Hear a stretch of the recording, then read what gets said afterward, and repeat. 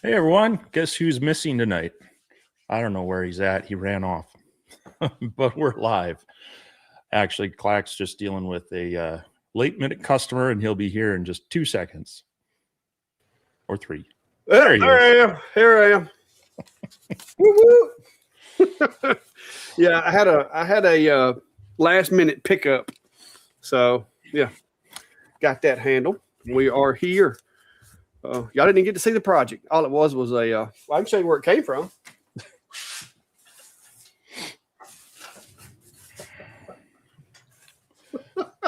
Oakley. Yeah, I cut a lot of those things. This lady apparently saw one I did for another lady, and like they, through channels, and so last minute, hey, I need one for a baby thing, so got it done. All right. Good. So how's everybody doing? Glad we made it. Got a little thunder and lightning moving through here. Hopefully it won't be a problem. Yeah, it's been a little wet here, but hopefully not stormy like the past couple of weeks for us. Most of that's, I think, to our south and west. But 'tis the season. Yeah, I'm kind of curious who all's going to try to make it up there to our driveway, to our Minnesota. What are we going to call it? Minnesota meetup, Minnesota hangout. What we're going to call it? I don't know. That'll be the first. Looks like it's going to be the first week of July if everything works out. I will be in Minnesota for those of you that are up that way. So I seen Barb in there commenting. Thought I'd make sure I mentioned that because I don't remember seeing Minnesota custom made in here last week. So if you haven't been made aware, I'm heading to Minnesota in July. Yeah. So once you actually nail that down, we're kind of really looking at probably that Monday, I think, the 6th. Yeah, that sounds right. Because Clark's only going to be here. He's kind of dragging the family a little bit north for part of their family vacation. So he's only going to be here for, a sleep or two. And, they're going to be checking things out here, but we'll hopefully do the live from here. And then that following Monday, I'm working on trying to figure out a good place to do a meetup. And we need to kind of nail that down pretty quick because I'll probably need to start getting a head count. I got a couple ideas in mind, and then we'll hang out a bit. We'll see what's going on. There'll probably be just some shop cleanup door prizes. Hint, hint. Incentive. Yard sale. I'm getting ready to have a bit of a yard sale here at my place. Yeah. So I don't know. It'll just be kind of fun to have Clack up here and see who in the general area wants to make the trek. Unfortunately, it can't be on a weekend, but because I know that might be more conducive for some more people. But we'll work it in as we can and make the best of it. But looking forward to that in about a month. Yeah, Radu says, Steve, you have room for a lot of tents. Have like a Woodstock thing up at your place. If you've watched my second channel, I did do a video on restoring an old A-frame tent. I don't remember what they technically classified it as. 2 people that know each other pretty well will sleep in there comfortably. I think they probably technically called that a 4-person tent. And I have no idea, not 4 of me in there. Yeah, you get 2 or 3 of those in my yard and it's full. So we're definitely not doing a Woodstock event here at my house. Yeah. Greg said he's retiring in July and you are next, sir. I imagine there's going to be a few in between this July and when I get to retire. I was going to say, you didn't specify which July, did you? Yeah, it's hey, it is a different thing. And like I said, but a lot of folks, don't get me wrong. I still work, I don't work for other people anymore. I work for myself. But I still work. My household budget, it works without me using business money. But let's just say my toys and my my adventures and stuff like that are still financed through my business, like the trips and stuff, all that the business has to pay for. So, well, and I think a lot of people that are like yourself, they're in public safety or corrections, generally they have that earlier retirement option, right? It's a tough job. It's a physically demanding job. They don't want tired, stressed out older people hurting themselves doing the job. And so they generally have that incentive to retire early because, it takes its toll. Same thing with military, generally speaking, 20 years, you're eligible for retirement. But a lot of people in that position that I know are like you. Like, yes, that's great. It helps kind of cover a lot of the expenses. I could survive. But yeah, they're still generally they're 50-ish, and like I'm not done working, and also wanting to maybe add to the retirement or offset costs and be able to afford some things. So I don't think that's abnormal. It's just great that you have the opportunity to step away from a physically, mentally demanding career and kind of wind into something a little bit easier for a decade or so. Yeah. And so my wife, she still works. Matter of fact, she works for the same city that I worked for. Like I left and then like she came in the next month. So that helped me with the insurance because I was paying the insurance through my business. And that was a chunk. Like it was a decent little check, and it kind of hurt my feelings to have to write it. So now, I'm able to hopefully put some money back. I've got my wife. The agreement was that she would pay for the insurance, but she wanted to get a different car because we had a child that was getting her license and needed a car. So we're playing like musical cars. And so Brandy got a different car. It's not a new one. I would say it's new to her car. And so I'm providing the money for the new to her car since she's paying for the insurance through her job. So that's kind of how we got that worked out. And so I owe on a car, so I use the money from the shop to pay the car off. And then once I do, the next thing on the agenda is the building fund for the shack. That's the next thing I'm doing. Cause I had the first couple of years, I used all the money to help get me to the point where I could retire. And then I had to pay my vehicle off. Now I got to pay her vehicle off. And then next is going to be the building fund. So hopefully within the next 2 years, hopefully I can start like moving some dirt, planting some posts, something, that looks like building a shop anyway. Yeah.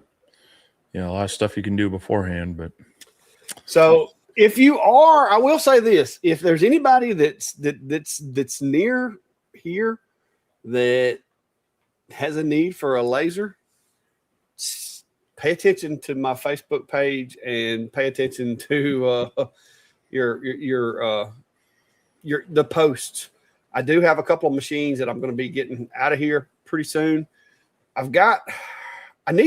probably need to get a little bit of money out of a couple of them to help go towards the building fund, but I've got a couple that I want to get rid of.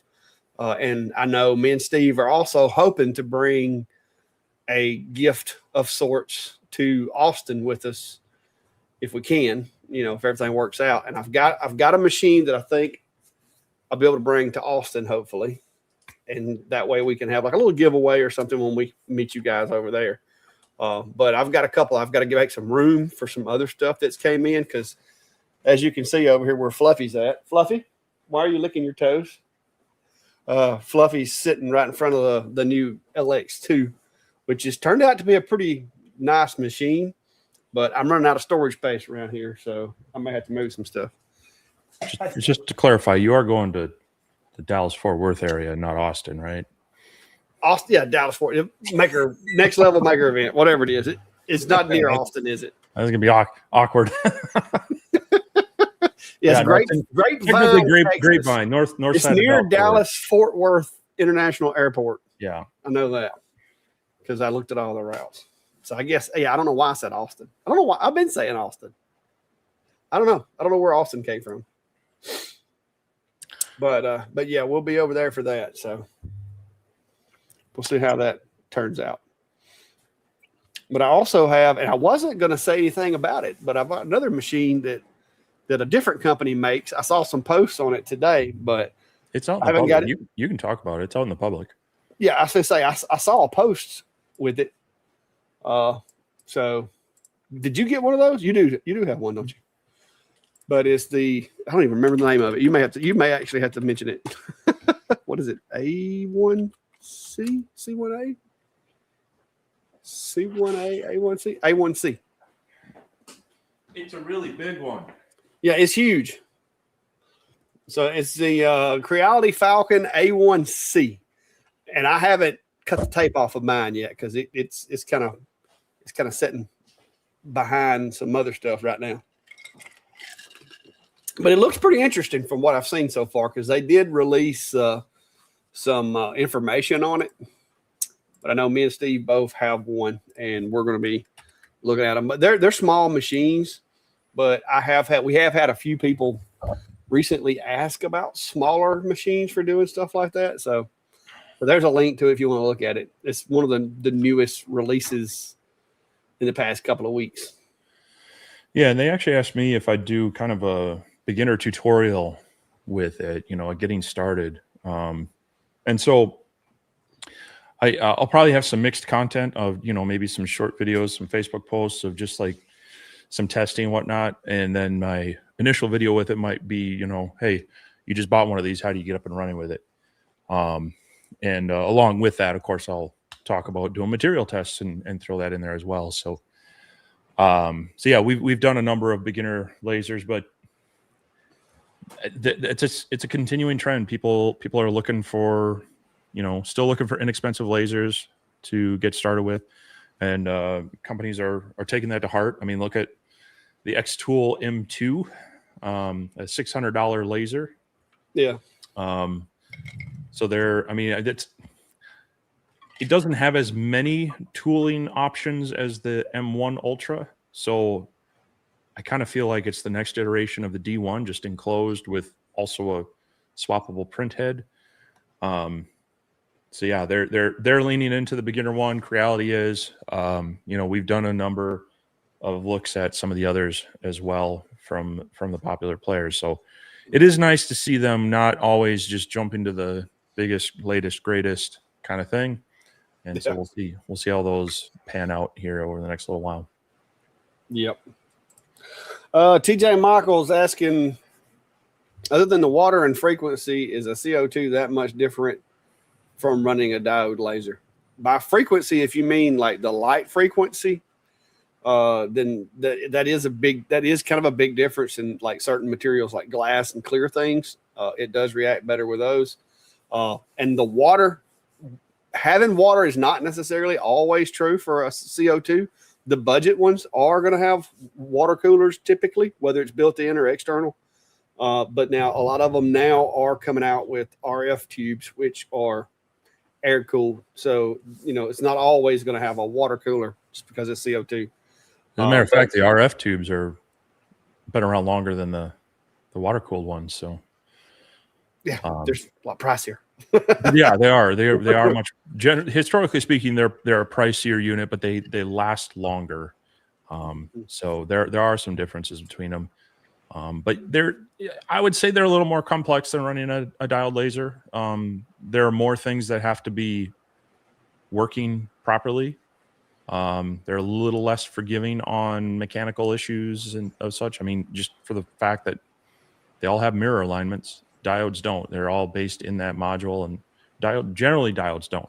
There's a few coming out that do, but yeah, there's a little more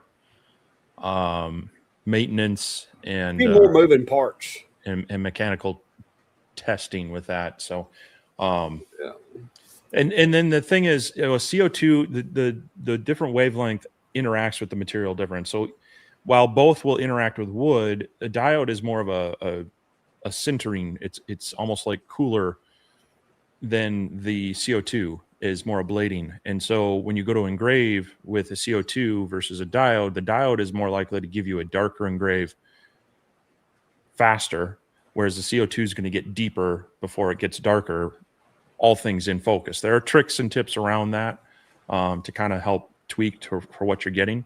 But If you're going for darker, diode might be great. If you want like a nice caramelized edge on your cut, not so dark, CO2 is going to be a little bit better. There's a lot of little caveats and such in there, but a lot of it comes down to some of the maintenance and then some of the materials they interact with more naturally. Yeah. What's up, Greg, sir? STL Woodworking. Good to see you. Thanks for stopping by. Since we're on the topic of CO2 lasers, Norbert was asking, is it best to shut down a CO2 laser during gaps in shop time when you're not using it, like over an hour or so? It's generally speaking, yeah, you're not going to damage it too much with a boot up shutdown cycle. But one thing you may want to keep in mind is if you have external cooling for, your chiller versus internal and what your shop conditions are. A lot of these benchtop lasers have a radiator-based chiller that's inside the laser. And as the laser is running, it's generating heat. And that is going to warm up that tube faster, even if it's just sitting there. Because that machine's going to create heat. It's going to add to the ambient temperature. And generally speaking, inside the enclosed laser is going to be warmer than outside in the shop. So if it's 70 degrees in the shop, it might be 75 degrees in the laser, and that radiator is going to be pumping around 75-degree water, which is about the maximum you want to run a CO2 tube at. So in that case, yeah, it's probably good to shut it down. With others, if you have an external chiller, you can turn the laser off. The chiller is going to keep running, and it's actually probably better for it to maintain the tube. But the machine doesn't need to be sitting there wasting electricity and possibly putting power to the stepper motors. In general, on a CNC machine of any type, whether it be a CNC router, a 3D printer, a laser, depending on its controller, if they're constantly applying power to those steppers, you're constantly running power to them. They're constantly putting, a little bit of torque on them. You're adding a little bit of wear and tear to them, even just sitting idle. So generally speaking, yes, I would. Let me rephrase that. I should turn my lasers off when there's large gaps. Yeah. There have been times I've come out after, I ran a job, I ran inside to do something. I come back with large laser. I'm like, well, that's nice. I come out a couple hours later and realize I left my machine idle. And a lot of them will have a meter on it that shows both laser time as well as kind of just powered on time. And so it's something, if it has it, it's good to look at if you're buying a used machine. But it's also, if you're trying to sell a used machine, someone's going to look at that and say, well, it sat idle for 60 days, but you have 10 hours of runtime on it. Why do you keep it powered on? So I don't think there's anything bad about power cycling most of them, but just kind of keep in mind whether that has the integrated water chiller and such, and how that's regulating the temperature. Yeah. And if your shop was like really, really cold, like let's say in the wintertime, maybe, especially if it's a humid environment and it's really cold, it actually might help because, heating it up can get condensation and moisture out of places or whatever. During the summer and the warmer months, I probably wouldn't. Like you said, it's just unnecessary. But one more consideration for like maintenance is that especially if it's got a chiller, it's going to be, like you said, that fan's going to be running the whole time. And if you're in a shop like I am, where it's kind of dusty, the longer that fan runs, the more dust you're getting pulled into the cooling fins and stuff. And so the more frequent you're going to need to go in and blow out the heat sinks and stuff like that to make sure that they're not getting obstructed by dust. Because like I said, here in a working shop, like I've got here, things get dusty. Like, here's my little remote for my camera. I use this all the time, but you can see just from this weekend, you can see the dust on it. So if I leave something running that has a fan on it, like the computers, for instance, the cooling fins are going to collect that dust, and you're going to have to make sure you hit that with some compressed air pretty regular, or add filters or whatever. I avoid filters because you're going to have obstructions if you put filter material like in a computer fan. You're going to, it's actually going to increase your time that you have to do maintenance. Yeah. But as you mentioned, I was, of course we always think like current scenario, but winter time, I actually will turn the machines on early. As you said, it helps build up some of that heat. It helps kind of stabilize some things. And or, you know, if I have a separate chiller, I'll even leave that running just as an extra precaution against freezing, because it helps regulate and keep it warm by moving the water and trying to put it at that temperature, not just always cool it. So yeah, it generally speaking, I'll shut it off when not using it, but I'd there are some scenarios where it might be fine or actually beneficial to leave it on. Yeah. Rob Wilson saying I got a win over the weekend. Sold 18 baseball caps yesterday. X-Tool F2 for the win. Thanks for the great tutorial videos. I think we found our niche. Awesome. Yeah. Depending on where you are, ball caps can be they can be very profitable. I got a guy here locally that does them, and he does a good job. And that's kind of like he leans heavy into those things, and has done well with it, from what I can tell. So. Just Alan Jones is asking, are there any tips on removing a 3D print from the bamboo cool plate super tack plate? I'm having a lot of pieces of first layer rip off when removing the print. If you're having trouble with that, super tack. Yeah, if you're having trouble with that, you know, first off, let them cool. And if they're still really stuck, you could even try sticking them in the freezer for a little bit to even more cool that metal plate. Sometimes that will just cause that metal to, it expands and shrinks with heat and cooling cycles, and sometimes that's just enough to pop it loose. But generally, with most of their plates, as long as you let it get back down to kind of room temp and it's not heated, most of the times that helps ease up the print, but not always. And if you're continually having that problem, then maybe switch back to more of a regular PEI plate instead of the super tack. But yeah, and trying to super cool it real quick with some cool air or even in the freezer is usually a decent enough hack to get stuck prints to pop off. I haven't had any prints pull apart, but I've had some that were on there pretty well. Flex the super tack a lot. If you flex it like every direction, that helps. But I will tell you, if you get one that's really stuck, use your scraper and just kind of get up under the edge of it and get it, and then you can scrape it off of there. Just be careful not to damage the build plate. But I've been running super tacks on my bamboo because I like the smooth finish that you get with the super tacks is awesome. And like the other day, I was printing this little thing right here. This is like a lens cover for a Logitech camera, but it's got like a removable little window here for the lasers, so that I can do B-roll and not worry about the blue flash. And even without putting a raft or anything, that stuck to the build plate, printed fine. And when I got through, now I did have to, like I said, I had to bend it and kind of pull on it a little bit, but look at that. That's the build plate surface. That is smooth. And I'm loving the super tacks, but they do hold on really well. But I haven't had any, a lot of times, especially if your cooling's a little bit out of whack, your corners will try to lift up or whatever on your print. I haven't had any of those issues at all with any filament so far using the super tacks. Trade Skiller Anonymous, JR is asking, so many multi-format machines coming out lately. This is going to give the homebrew crowd a lot of choices and where to get started. What manufacturer has the advantage currently, if any?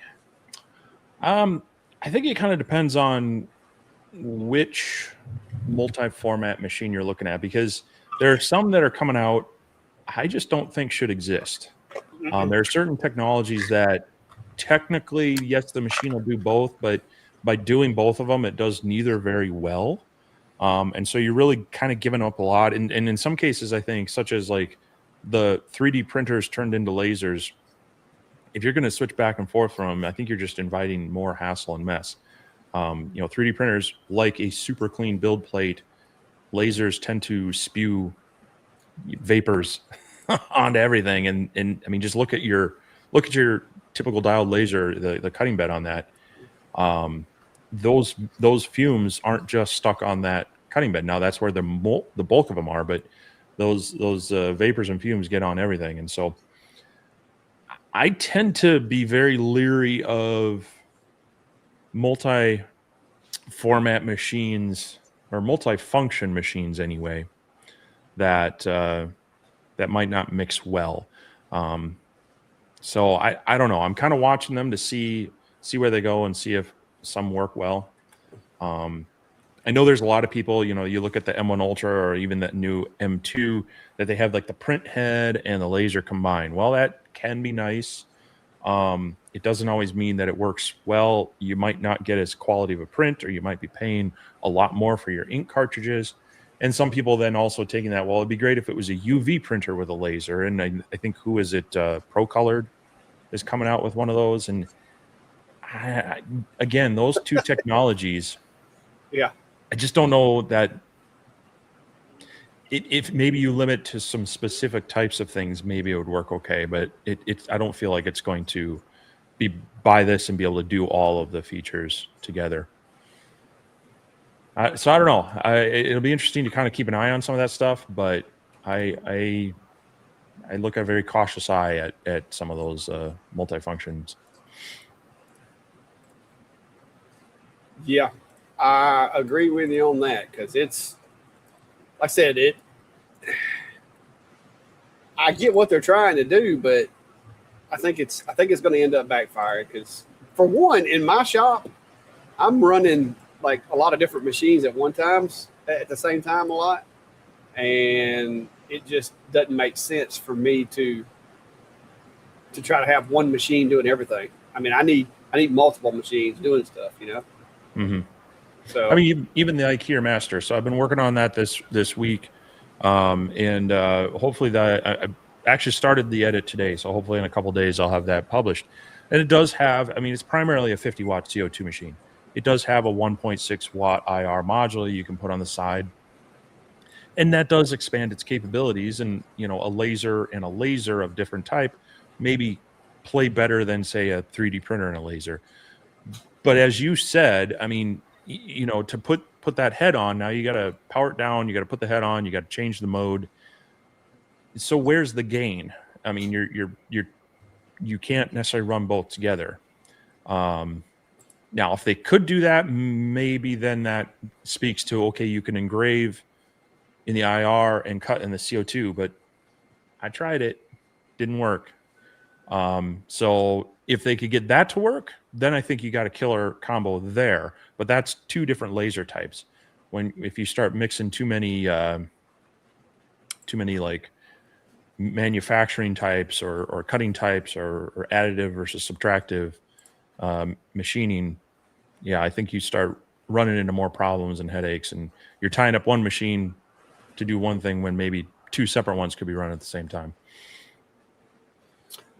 Justin Allen Jones is saying that he's running his bed temp at 70 for the tacky plate, and yeah, that's going to be too hot for one of them. I think I'm running mine at 65 for the Super Tax. They say that you can run it all the way down to like 50. I haven't done that. I'm just running default bamboo settings in the slicer. And if you go in there and you change it to a cool plate, that's why it's called a cool plate Super Tack, is because you can run cooler temperatures on the build plate and still get good adhesion. I'm trying to remember exactly where to look to see the bed temperature that I'm running, but I can't remember exactly where it's at, so I'm hunting for it right now. It's under quality. It's not under quality, is it? I don't actually have my software installed out here, so. Well, I just started a print over there, so I'll know here in just a second, because I just started one. Oh no, it's running 70 on this one. So, but I do know that you can run cooler. That was one of the things when I did the research on the Super Tack. Some folks were saying 65, and some folks were saying 70. I'm running PET G, so I'm just running the default from Bamboo, and yeah, they stick on there. And if you try to pull them off before they cool, they're not going to come off real easy. You've got to let them cool. That's why when I buy my build plates, I buy 2 at a time. That way, when I'm printing, I can pull one build plate off, lay it to the side, put another one in there, and start the printer back. And then I can, once that cools, I can pop that print off of there. And if you're not doing that, I would strongly recommend, if you can, to get you a second build plate for that reason. If you're printing a lot. If you're not, or then that's cool too. But when I'm printing stuff, a lot of times, as soon as it finishes, I'm starting another job because I don't want that machine to have to heat up all the way. So as soon as it finishes, before it even does the tone, most of the time, I'm popping the build plate off and swapping them out. When I hear it spool that filament back up. Mark Patterson's asking, now that Rowley has gone out of business, what desktop CO2 laser would be a good replacement for my XW? Some of that's going to depend on what you want it to do. Because some of them are really great with flat materials, but when you get into wanting to run a rotary, they are often limited to the flat roller style. And that can be limiting and frustrating in and of itself. So if you're looking at just flat cut material, you got a lot of options out there. Even as cheap as the Monport Reno series works pretty well for that type of stuff. But that's one of those where I did see one person who took, I think it was an Atom Stack chuck style, and swapped out the stepper somehow. I'm not sure what else they changed on it, but they allegedly had that running in a Reno. But if you need a chuck style rotary, you're probably going to want to get into the higher. My RA2, so not in your, well, you got it to function, but not without doing funky math. You had to adjust your image rather than the steps per rotation because of the controller. Yeah, to get it to run like smoothly without needing an abacus and a graphing calculator. Yeah. So if you're needing to do chuck style rotary stuff, you probably need to get into the OhmTech Polar series. The Polar Light, I still haven't dialed in getting a chuck style rotary to work consistently with it. I mean, I've got it to function, but again, trying to dial in the the resizing and calibrating for the steps per rotation and things like that. When I was testing it, it wasn't quite working right, but it may have just been something I was doing. But you had good luck with the Polar. Was it the Polar Plus? Plus, yeah. Buddy of mine's still using it. So yeah. Now the IKEA Master is just coming out. They haven't shipped. This is a pre-production unit. They do have a riser base, and their their R8 rotary is supposed to work with it. I don't have the riser or the rotary for that yet to test, so I can't tell you if it does well with that. As far as flat materials, it's done a pretty good job. I did appreciate that they were a little more honest in their advertised expectations. A lot of these companies will say, "Oh, it'll cut 1 inch thick material in a single pass," and it's just not true. But they said up to 13 mil or half inch, and I was able to get through this half inch white aspen, and it was 4 millimeters a second single pass. So you can do up to that, but it really excels pretty well at 1/8 inch material. Cutting out and engraving. I even got a pretty decent dark engrave on that. This is some quarter. I think this is some random 1/4 inch wood, but I did do some cut tests, and so with 1/8 inch Baltic birch, even up to 20 millimeters a second and 100% power, it was getting through the 3 mil or 1/8 inch stuff, and I think 1/4 inch stuff it was somewhere around 15. So far my tests on just typical flat material stuff, pretty decent. And it can still engrave images, of course. This is a couple different settings, a little sneak preview. So as an all-around general laser, it's working out pretty well. It does work well in Lightburn. It also works well in Atom Stack Studio. So that's the latest one I've been trying out, and I'm just waiting to get that riser base, test out that chuck rotary, because I know that's a big kind of requirement for a lot of people is they want to get it to cut acrylic, and they want to have easier success with doing the tumblers. And to do the tumblers well, you want to have a slightly articulating chuck rotary rather than the flat rollers, because that makes it a lot easier for some of these odd shaped ones. So I'm waiting for that to arrive. I believe they said that might ship sometime in June. So it's probably going to be another month before I can really get around to finding out that aspect for you. But there's a number of options out there, and they keep kind of improving them. I guess I would say stay away from anything that's like K40, M40, and then look at some of our past videos too on certain things that you might be looking for in a laser. Like I try to point out what it's maybe better at and where it maybe struggles in most of mine. Yeah, the Hurricane, Adam Stack's Hurricane wasn't a bad one. As far as the CO2, Klein's using it. He still likes it. So, and Cool. it actually had a rotary, the bed slinger, the whole 9 yards, and the bed slinger with it actually wasn't bad. It was one of the few machines that I've ever had a bed slinger attachment that I actually could use. I think it's the same one for this. Probably. So the IKEA Master is kind of like the update to the Hurricane.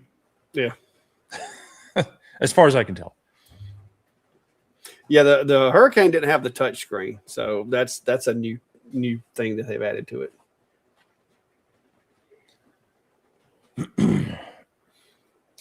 Oh, let's see what we got. So, Greg, unfortunately, that's the same weekend as the Next Level Maker Conference. So, unfortunately, I don't think Clack will make it to that one. No, Carveco reached out and asked me about it, but we had already we signed up to go to the Next Level Maker event. It was last year because I put it on my last year's budget. Yeah, they announced that. They announced that sometime this late winter. But the Next Level Maker Conference was well on our radar, and you had already registered. I think I had registered just before they announced the Carveco user conference. So yeah. Unfortunately, and to be honest, it's like I told the guy from Carveco, Philip. Is it Philip? I think it is. It's like I told him. It's unfortunately too, there's several companies going to be represented at Next Level that we work with also. So it's like, I would love to, if I didn't have anything else going, I would definitely have driven over to Atlanta. But being that it's the same week as the Maker event, there was no way. Yeah. Just couldn't do it. Let's see. Diamond State Precision's asking, I wondered if you all put a tarp over an unpowered laser or printer while running a CNC or other equipment that is leaving a lot of sawdust. You've talked a little bit about that, maybe making something for like your your UV or something like that. Yeah, I was gonna make get a sewing machine cover for the UFI because they make sewing machine covers that it's kind of like a boat cover of sorts. Mm-hmm. It's got elastic and you can put it around it. But once I got the UFI here, as long as you keep the doors on it and keep them shut, I haven't had a problem with dust getting inside it. Now it gets all over the outside, but I'll wipe it down and hit it with the air hose before I open the doors. But yeah, it's everything here gets dust in it. You can't avoid it. I thought it was going to be a problem with the 3D printers. And like yesterday or day before yesterday, I was doing stove covers and I was doing all these little hat boxes in here and sanding. And I also had like a 6-hour print going on the P2S, printing some of my sticky fingers, but I print them with like 80% infill and like 4-layer walls. So it takes forever. And so I was printing those. And when I got through and opened the door, around the edge of the door, it made a puff where this dust was collecting on the seam of the door. But so far I haven't had a problem with any of the UFI or the 3D printers that I can directly say is because of dust. You know what I mean? Yeah. My bed adhesion on my printer is fine. I do have to go around the shop periodically with the air hose, and I'll open the door, turn on I've got the little hanging wind air filter system, Plus, I built a filter box on my mini split, so I'll have those running all the time. But I'll go through with the shop and, either with the air hose or the shop vac and clean everything periodically because it gets bad.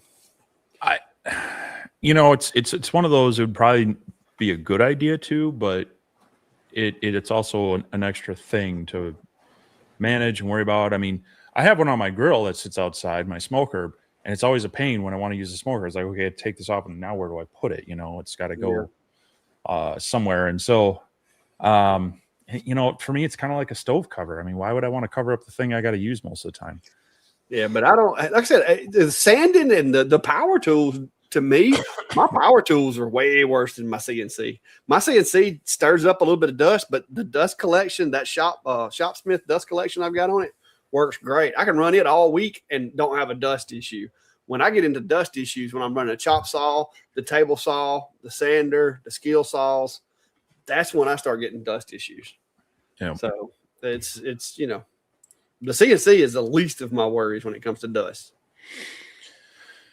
But yeah, not a bad idea if you can be disciplined to do it, because it will help cut down. I actually had one of the CNC machines I had an enclosure around it, which is nice because it helped contain any of the errant dust. But then you really had to be mindful of keeping all of the tracks and the rollers and everything clean, because you get that dust built up on there and have those wheels rolling over it, or the linear rails getting clogged up, then it becomes a bit of an issue. Yeah, see, you see my little dust. That's my little dust box up there. It's that little wind. It's just got the filter in the back of it that you can change out. It's right there. Yeah. So I can. Yeah, I got to look. I got one right there. Yeah. See, I got this little remote right here, and if you watch, I got a little rag on the front of it, so I can tell when it's running. You see the little rag stand up. There it goes. But. And now that I'm thinking about it, these some good batteries that's in this remote, because I bought that thing when I first started doing this stuff, and they've been in there all this time. Duracells, that's why. But yeah, and then my air conditioner itself, my mini split. If you haven't ever seen the mini split, see that big box on top of the mini split? It's got there's basically like a household, like a 20 by 24 filter element that's in there, and that's where it draws the air into the air conditioner. So it also works as a dust filter. I just had to buy boxes of filter stuff. That ain't a good air conditioner around here, bro. You need a mini split. I'm telling you. I wish I'd have put a little bit bigger mini split in here. But when I first put that one in here, my budget was really tight. And I'm going to be honest with you, I didn't realize how spoiled I was going to get after having it for a while. Because I used to be in here working and it'd be 100 degrees in here. I got up to 80 something the other day, and I was doing a video, and I could feel the sweat just beating up on my head. I was like, yeah, soft. I was working on this one pretty much solidly yesterday, and it got up to 78. It's cooled off to 73 now. Yeah. Donald's asking, is the X-Tool F2 UV laser worth the higher price, roughly $1,000 over the com marker? X-Tool stepped up their software, but is it worth the price? You've used both. You definitely could speak more to it. I've only used the com marker as far as UV lasers, and that would be one of my complaints, is the software feels a bit like an afterthought. It works, but it feels like some very early laser software. And as a matter of fact, I believe it's kind of a generic software that they've kind of tailored to their needs for it, because it's pretty much identical to the Ohmtech Solus dual source laser. I can't remember the specific source of that one, or the controller on that one. I think they share it, and it works, but leaves a bit to be desired. Yeah. I do have both machines. I have the Com Marker Omni X, I have the Com Marker Omni 1, and I have the X-Tool F2 UV. and that's the one I use. I'm just going to be honest with you. If I'm spending my money, if you can squeeze it, if you can get it, I'm buying the X tool. I mean, the framing laser alone is so much nicer than the Omni X and the Omni One. I love my Omni One. It works great in Lightburn, but that framing laser, because even using the paddle, the frame that it shows you is 4 or 5 millimeters above the surface of the material, so it's not exactly correct. The only true way with it to be able to see where it's framing and get it exactly right on the material is if you use like baby powder or something like that, that you can and darken the room so that you can see it interacting with the laser. That's so. Me personally, I go to my X tool for the UV. I mean, it's just, and like Steve said, the software with Omni X, you can't do curved surface. You can with the X tool. So that's a big thing, because with glass, if you have a glass that's not perfectly flat, it has a little bit of curve to it, you are going to drive yourself crazy with an Omni One or an Omni X trying to engrave that correctly. Whereas with the X tool, you do the curved surface mapping, hit the button, and it works. So, because I had a lady that she had a laser that should have been able to do those glasses, but it didn't do curved surface, and I wound up having to do the job for her. So that's the biggest thing is the curved surface stuff with the X tool works better. The rotary stuff with the X tool works better, and you have the framing laser. So those are the three biggest differences. So, and I know it's more expensive. I get it. That's just part of it. I mean, if you want those functions, then you just, to me, that's the way you go. Now, there are other machines out there right now, like the Sculpt Fun and some of the others that I have not tried. Even the We Create machine, I haven't heard anything terrible about it yet. So there are other machines out there. I know Creality just announced the T1 that they're coming out with. So there are other UV machines on the market right now. But currently, the ones that I have in my shop, the X tool is the most valuable one, in my opinion. And you also have to look at some of the other features of X Tool Studio that just work fairly well for someone new. You know, their photo manipulation is a lot easier than even Lightburn in many ways. It handles things a little bit. It holds your hand a lot more. Now, it doesn't always give you the finite customization that Lightburn gives you. But for someone trying to get started and have some quick wins and not get frustrated by why isn't this working, that is one of the areas I will definitely give them props on, is that they make, you know, initial success a lot easier to obtain. Yep.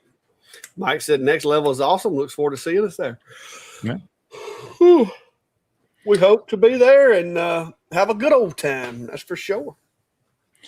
Mr. Brian Smith says, sorry I'm late. Unpacking stuff still, and takes longer than I expect every day. Well, hopefully you get that finished.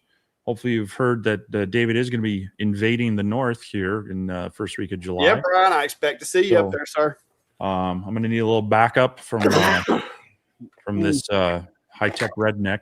So make sure you pay attention to that, and hopefully you can swing down and. Yeah. Ryan, get on in there. Come on, let's go. Load up, head out, sir. If you quit going to Disney World every 3 weeks, you can go. I think Brian's been to Disney World more times than I've been to town to get groceries. Yeah. Tim says, Clacker, you still using bamboo filament PET G color selection is horrid. Yeah, I use here lately. I've been using mostly bamboo when I can get it. If I can't get it from bamboo, I've been ordering Amazon. What is it? Overture from Amazon.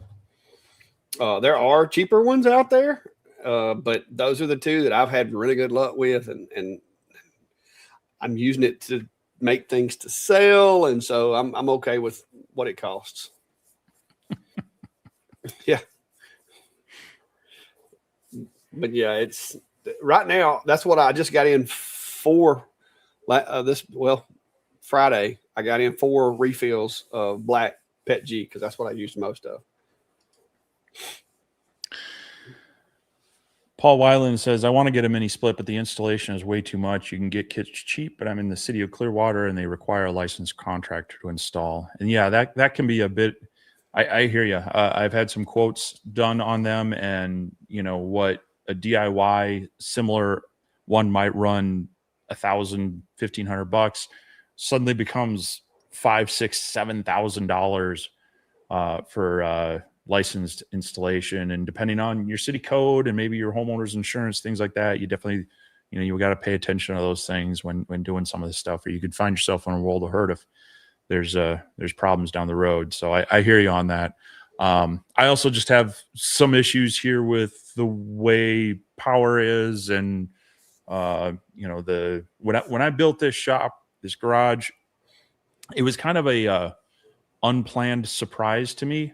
And so financially, I wasn't really there to buy the best materials across the board. So I did what I could.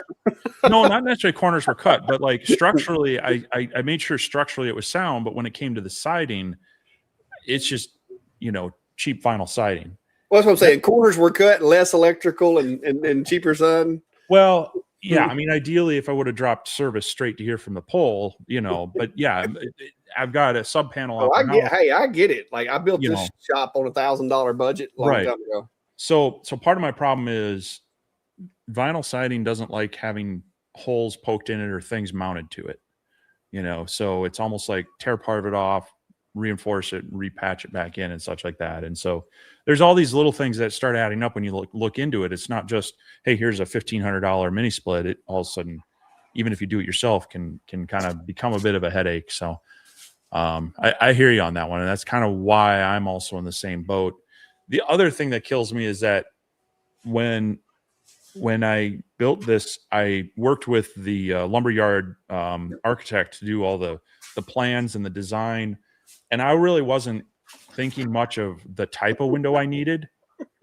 And so instead of getting a normal, like double hung, top down slider, I have a side to side slider, which if I had a normal one, I could probably have dropped just a regular air conditioner in that window temporarily and be a lot more comfortable, even though it might not be ideal for it. It would probably at minimum take the humidity way down and add just enough cooling. So hindsight, there's a number of different things I could have done to prep for that. But yeah, that's kind of where I'm at too, is that just, it's not just the cost of the mini split. It's all the snowball effect of everything else I need to do to make it happen. Well, that's like, I had to insulate this building after I had everything in here because I had no insulation. So I had to take the tin off the outside and insulate it from the outside. And it's not the best job of insulation. I mean, it's better than what I had. But this literally was a pole barn and like had a dirt floor. I built it to park my boat, my tractor. And years ago I had a motorcycle. Those parked in here. And then it evolved into a shop, and I poured a slab, and then I boxed it in. And then eventually I put the mini split in. But before I put the mini split in, I had to insulate the walls and the ceiling and everything. And so I did that in phases.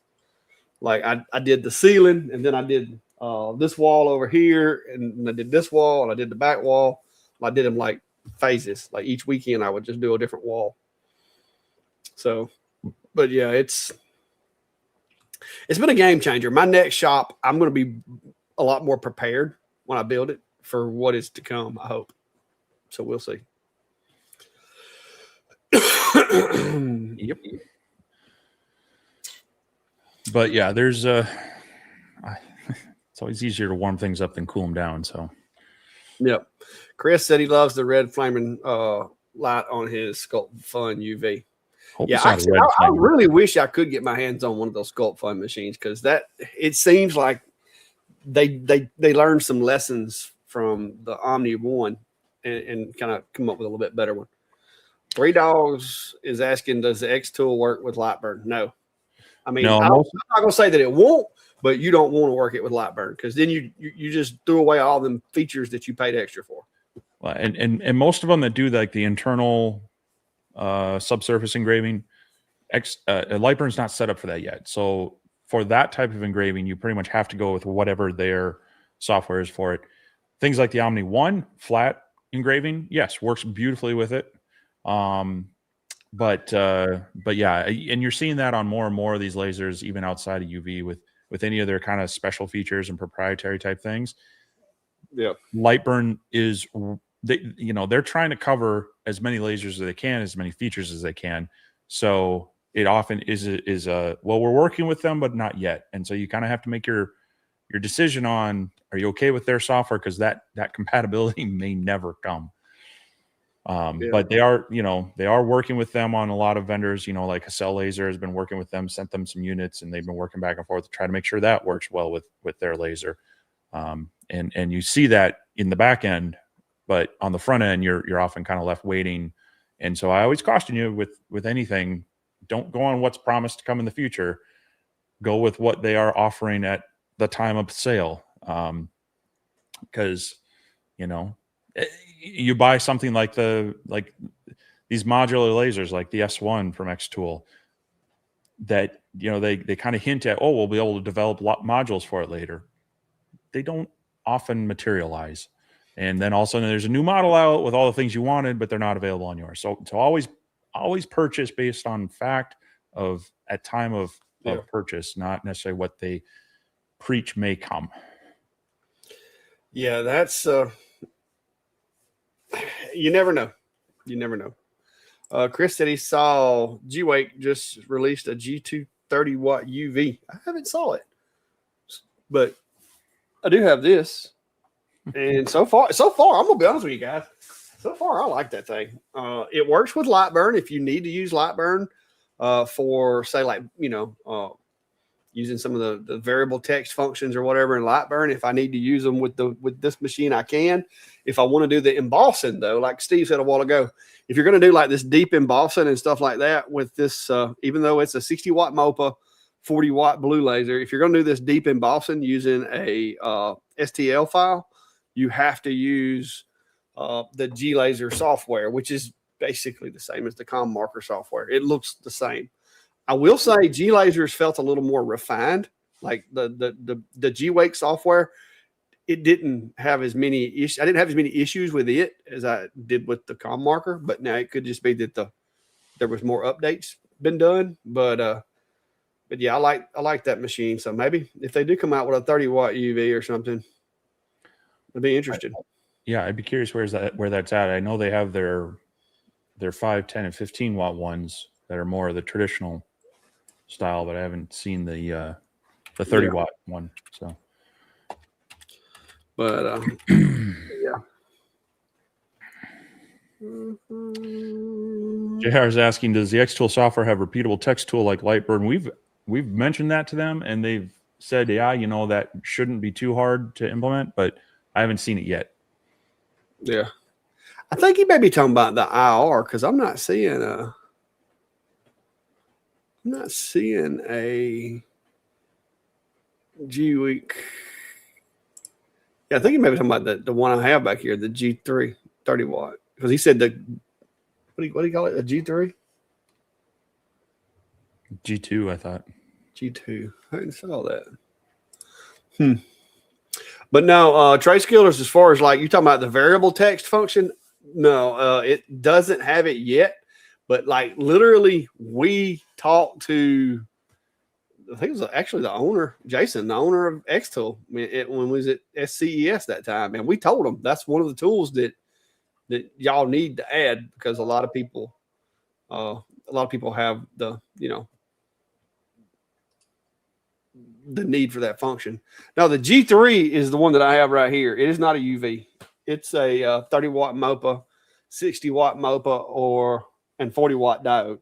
The one that I have, this one here, is a 40-watt diode and 60-watt MOPA version. It's pretty awesome. I like it so far. It has taken the place of my other 60-watt MOPA that I had, because this one can do the blue. So I've been using it on wood, and it can do the MOPA stuff, which is not. I don't do a lot of metal marking because it's just not really what I'm into. I'm more of a woodworker. But when I do need to mark metal or some plastics or something like that, I do use a MOPA. So it's good to have one out and available. And I do like playing with like the slate, and like I got some aluminum that I did. I did these aluminum blanks on the G-Wake over there, using the MOPA, using the embossed STL. You upload a STL to the software, and it, after so many passes, it'll drop the Z-axis, and so you can get a lot deeper engraved than you could if you were just doing a flat, SVG or something. It's pretty neat. You can do that with a lot of the other machines on the market, but it's the first time I've had a 60-watt MOPA that would do it. So Derek Hodgson is asking, CNC dust collection or enclosure or both? What would you start with if both? You really want to have the dust collection and the dust boot to be the most effective. An enclosure is great as kind of like a second line of defense, and it has the other nice feature of sound control as well. Because even if you've got a water-cooled spindle and whatnot, those bits will make a fair amount of noise going through the material. But you really want to be picking up the material off of the tool pathing and help keeping that clean. It's not feeding that back into the flutes by leaving it in the path and such. So I would always go with dust boot collection first, and then if you can, it's nice to enclose it as well, just to kind of help any errant dust will really be enclosed there. And the big benefit there being kind of the sound control as well. So I kind of feel an enclosure on a regular woodworking CNC machine to be kind of optional. Whereas the dust boot is technically you can run without it, but then you're probably hovering over the thing with a shop vac, chasing the chips and such. So that would be my recommendation. Yeah, to me, dust collection is not optional with the CNC. It's just, you got to have it, because not only if you stuck it in an enclosure without dust collection, your spindle's going to be choking on dust, because it's going to be, especially if it's an air-cooled spindle, it's going to be sucking that dust right through the spindle. If you're using a trim router, it's even worse, because now that trim router is just going to be eating dust constantly. I personally don't want my CNC in an enclosure. That depends on also how big your CNC is. Mine's 4 foot by 4 foot. There's places where I'm trying to do work holding, or doing like putting Aura mask on or something like that I have to get a stool to be able to reach it, just about, because you have to be able to walk from one side to the other, because my arm's not long enough to reach across a 4 foot work area. So with my machine, I would not want it. If I was going to put it in an enclosure, it needed to be in its own little room. That way you could walk around it. Now, if you had like a 40 by 40, 400 by 400 or 800 by 800, you probably could. But me personally, I don't want mine in a enclosure. I mean, I've seen some decent designs. I mean, I would agree with you. You got to put some forethought into it, because there's access for just general maintenance, access for clamping and such. But I've seen some pretty good designs where maybe they have like a little roller system, so you can move the whole thing forward, move the whole thing back. But yeah, it's not as simple as just putting it in a box and having a door on it. Because you start like on mine, you start trying to clean the lead screws or the ball screws or whatever. The ball screws run down the front, around both sides from front to back, and they're on the outside. Yep. So I've seen some pretty decent ones, but like you said, you would definitely need to think it through, because if you messed up, you'd be crawling up inside there to do stuff. But yeah, it's something I've thought about doing for one of these smaller, like the 4040 Pro Max, is building an enclosure and being able to run that down in the basement. But for that, I'm looking at both dust control, secondary layer, because I definitely don't want that dust getting loose in the house. Yeah. But also adding some sound panel to keep the sound down on it. Now, I have thought about if I had a big enough shop and was able to do it, I would love to be able to have like a little partition room, just enough room to where you could walk around the machine all the way around it, and just have it in a room to where you had like a glass door or something like that. That would be awesome, because you could get that noise over there by itself. But in my small shop, I can't do that. So it is what it is. JR is asking, did you guys get your ComMark or Omni machines working at a higher output yet? So the Omni X, they sent us upgrade modules from first it was 5 to 10, but then apparently it was 5 to 12 watt output, and the calibration was kind of messed up. 10 on it. They did finally send me a new version of software and new core files for a variety of focal distances. I did do enough testing to kind of confirm that it's working close enough. I mean, it's the percentage that it's off is kind of within acceptable engraving standards. Now, if you're going to cut interlocking parts, that might be an issue, but we're talking about a Galvo machine that you're not going to get interlocking parts. They're always going to have a kind of an angled cut to them. So the problem with that is it kind of came in with a lot of other, busy time for me with graduation. I had this machine that I was working on. I had, I think there was another machine I was working on, along with just general orders and business. So I told him, I said, I will get to it when I can. Thanks. And I hope to get going with that soon, be able to test it out and finally see how well that one maybe works at 12 watts. But so yes, but I haven't actually done much testing with it, but it does seem to be at least calibrating within reasonable accuracy. I haven't gotten mine out of the attic yet. I was waiting to Steve to do it since his was where he could get to it. But they haven't reached out to me per se, but Steve did forward me the stuff that he's got, and I'm going to try to get mine out and update it because I hate to have a 10 watt. Well, 12 watt. It says on it 10 watts, but they're advertising it's 12 watts. But I hate to have a 12 watt UV laser just chilling in the attic, because I've got the Omni right here, the Omni 1.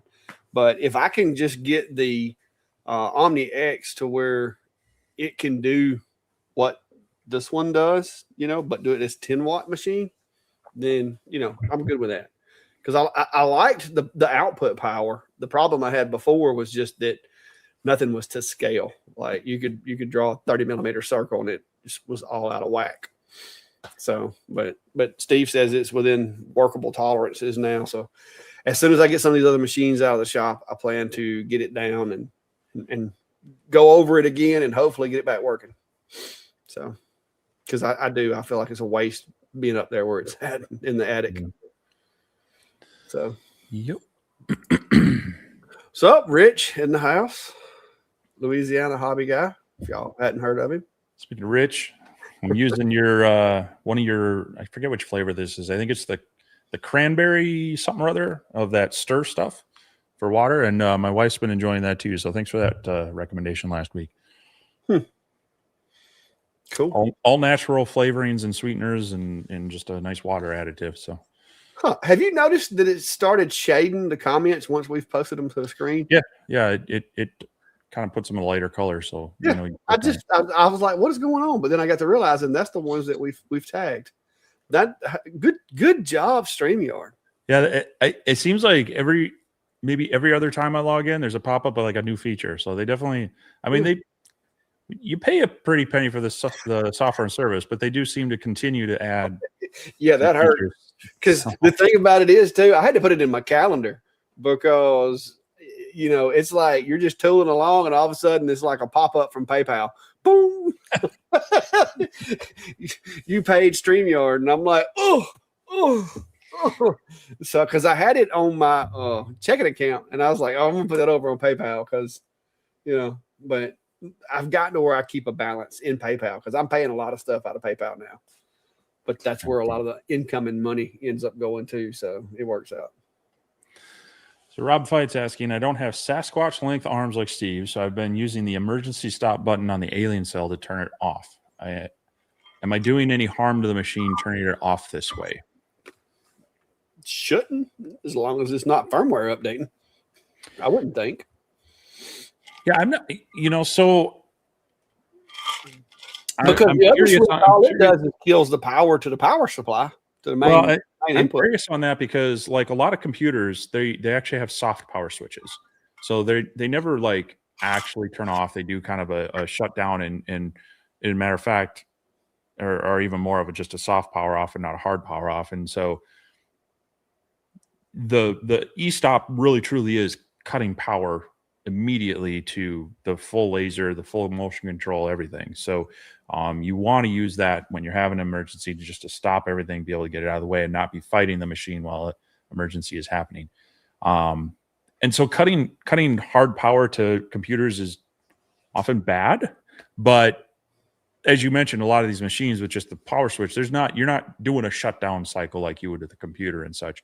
I just don't know if there maybe is like any sort of soft power switch behind that, that the emergency stop would be different. I would doubt it, but maybe Rich knows a little bit more on that as well. But yeah, I don't think there's other as far as storage, like any kind of files that might be open, it might be interacting with. It's a Linux operating system, so it should run like, Ubuntu or any of the other Linux systems. Yeah. And as far as I know, it shouldn't. So yeah, Rich says the e-stop is the same as the power switch, something I also asked the engineer. So yeah, you should be safe with that. Just be mindful on some devices. A hard power off can be detrimental to, like file systems and memory storage. So. Yeah, especially if it's got like a working file that it opens and edits as it goes, and it has to save it before you power it down. Like with computers, that's kind of one of the things with computers is like they like to save their last known configuration to a file as you close. That way, when you power it back up, it just accesses that file. But yeah, I hope there's not a problem with it, because that's the way I do mine. Because same situation where they put the flip switch on the back, I can't reach it.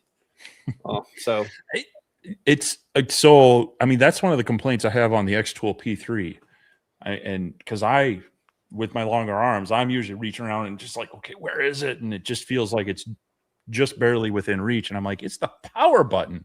Come on, this should be. You don't want to be bumping it, but it shouldn't be on the back side of it. So yeah, that's kind of like par for the course with these companies is they put the switches in like the most inopportune places. Yeah. The one thing that I will give Laserpecker on the new LX2 is some of these companies like to put the air vent sticking out the back, and then you got cables popping out this side, then you got other cables popping out that side.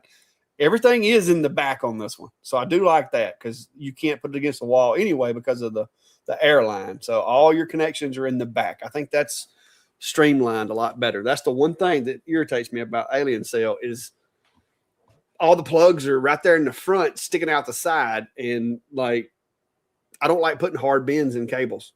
So it's like I have to leave like a foot of space beside it to work those cables around. I wish they'd either recessed those or made them to where when you plugged them in, like the cable was going up instead of out.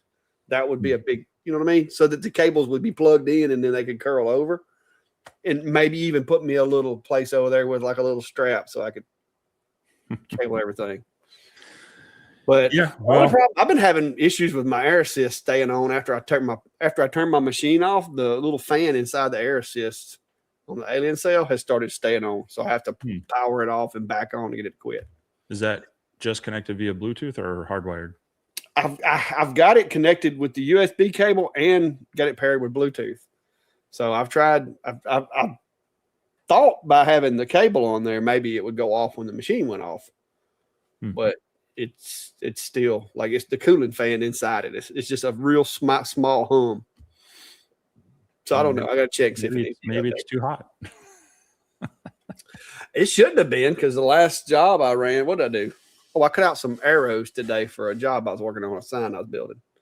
I was just cutting out literally just two arrows that were about 14 inches wide. And and then the fan in the air assist stayed on for a good 10 minutes after the job was over with. And I got ready to leave. I had to turn it off. I haven't noticed that with mine, but maybe it's weird.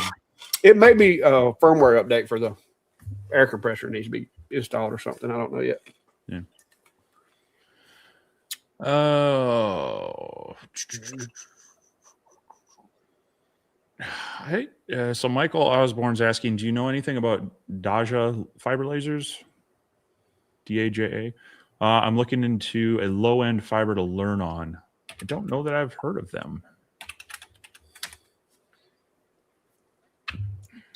Oh, when I search them, they got a website. There's a website. Looks like they've got a Mr. Carve showing. Ain't that the company that kept that little folding? Yeah, that's that. Yeah. And they got an M series. I mean, it looks like it's a lot of the parts are coming from the same places, but I will tell you, the software is a lot of times where they get you.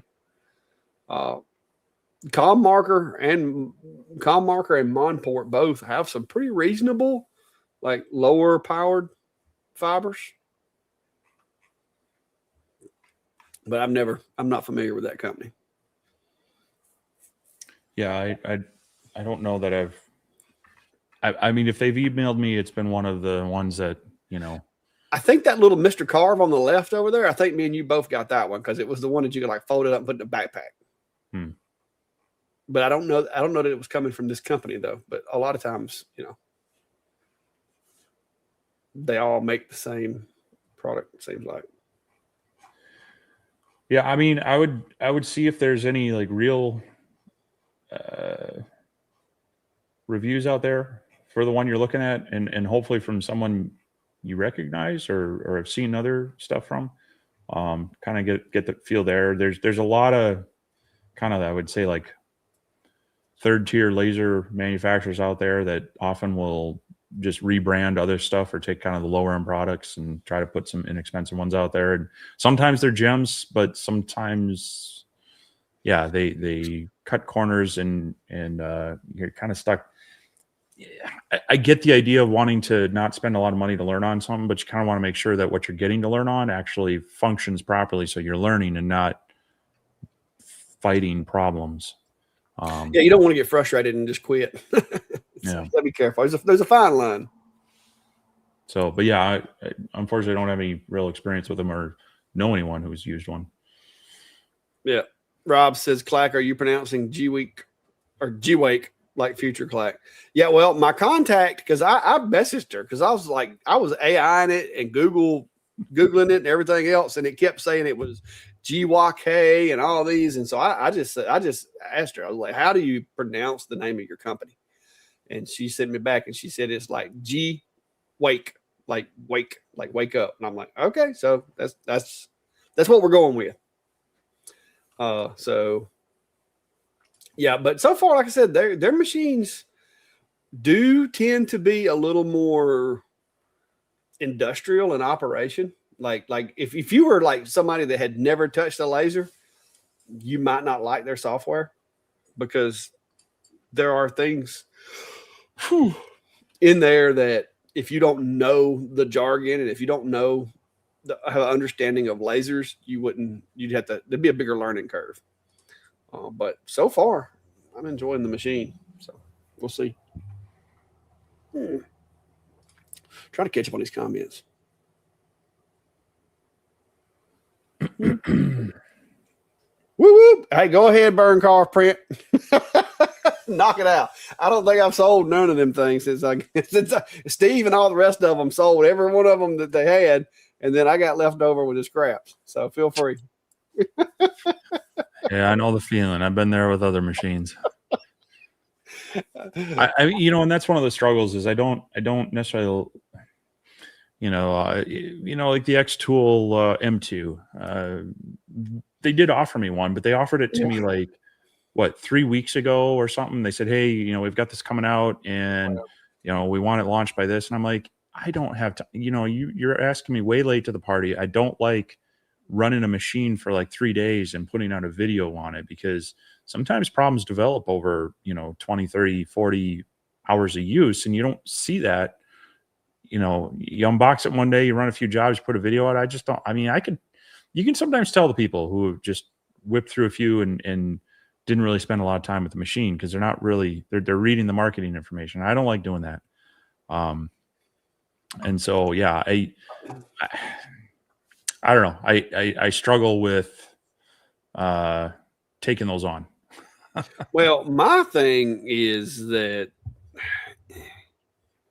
they offered that one to me. Now it's been a little longer than 3 weeks. I mean, it's been a while since but it was during that same time of, hey, sign this contract right here saying that you're going to do 16 videos for us a year. And I'm like, I'm not doing that. I mean, I probably will mention X-Tool in 16 videos throughout the year if they, you know, if they continue to have relevant products, but that's not something I'm going to sign a contract for. So I'm just, you know, and I think it was the UV printer, whatever, you know, they were trying to leverage hey, you know, we'll send you this M2 and then we'll put you on the list for the UV printer. And I'm like,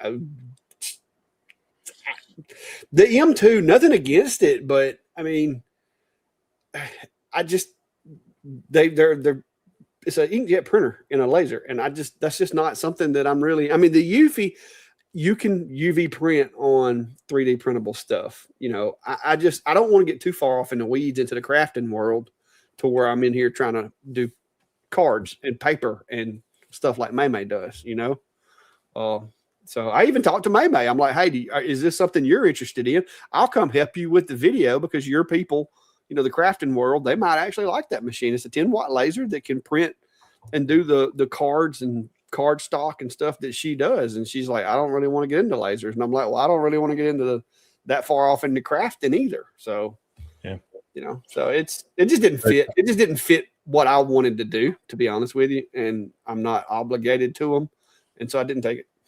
Yeah. To your point with if you don't get on the kind of the initial wave of those and you post yours months later, man, the views are different. The affiliate sales are different. And, you know, I'm glad that that's kind of like a tertiary goal for me.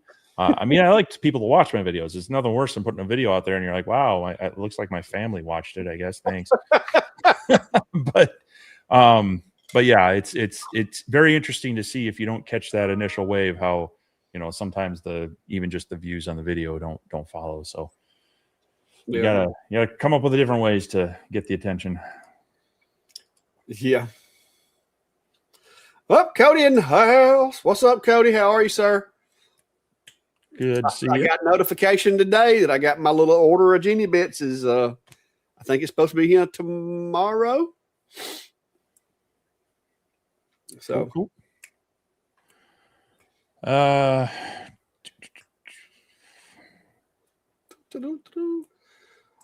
So Rob Wilson says, after seeing the quality of the engraving from the diode laser on my F2, I miss the quality and want another diode. I do love the power of my OhmTech CO2, but miss the diode world.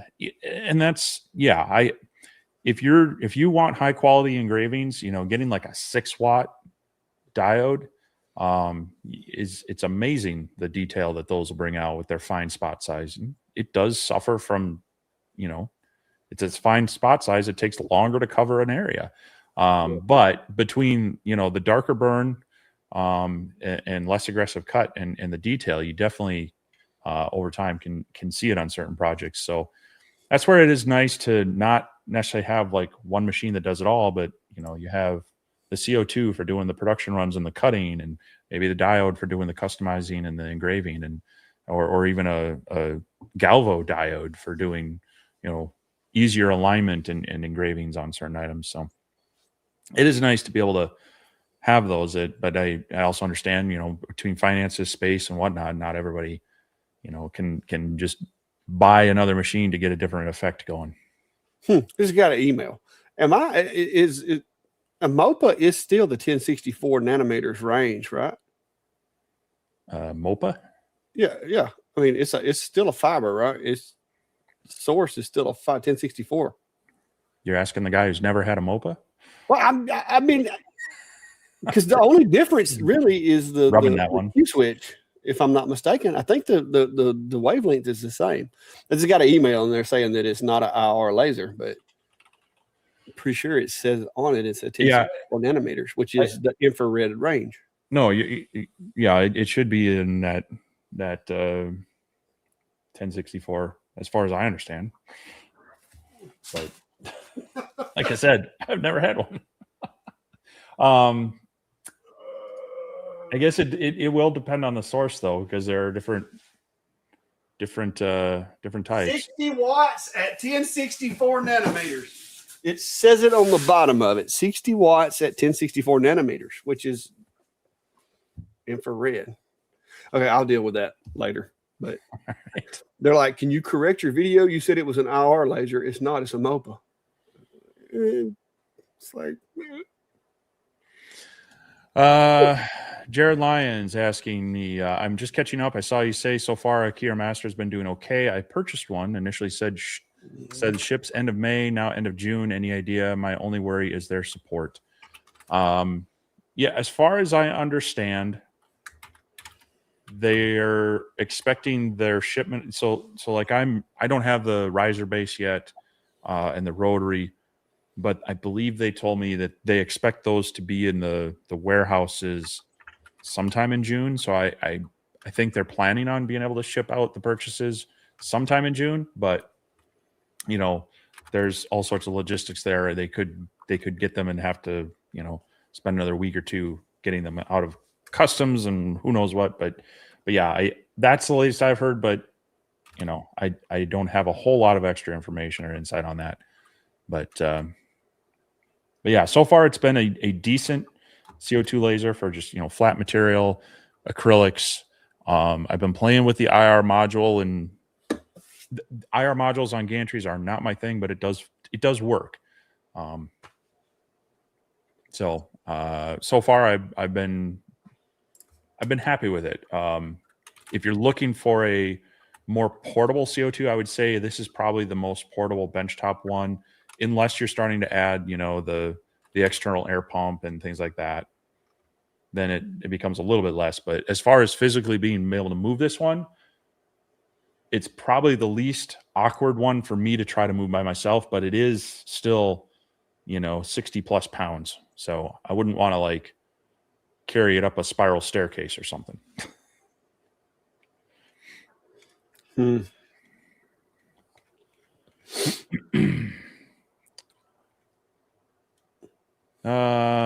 Forget about hoses and power button. What about getting to the laser tube and water reservoir when the screws to remove the side panel are on the bottom of a 150-pound machine? Yeah. I don't know if you're talking about the Reno or one of their bigger machines, but that was one of the things that frustrated me about the Reno is to really get access to more of the frame and the internals. You had to take some screws out at the bottom, straight down. So you almost had to have it hanging over a table or block it up somehow. So yeah, sometimes the engineers don't really think about service. I mean, just try replacing a blend door actuator on any vehicle. I swear those things are installed before they're installed before the anything else.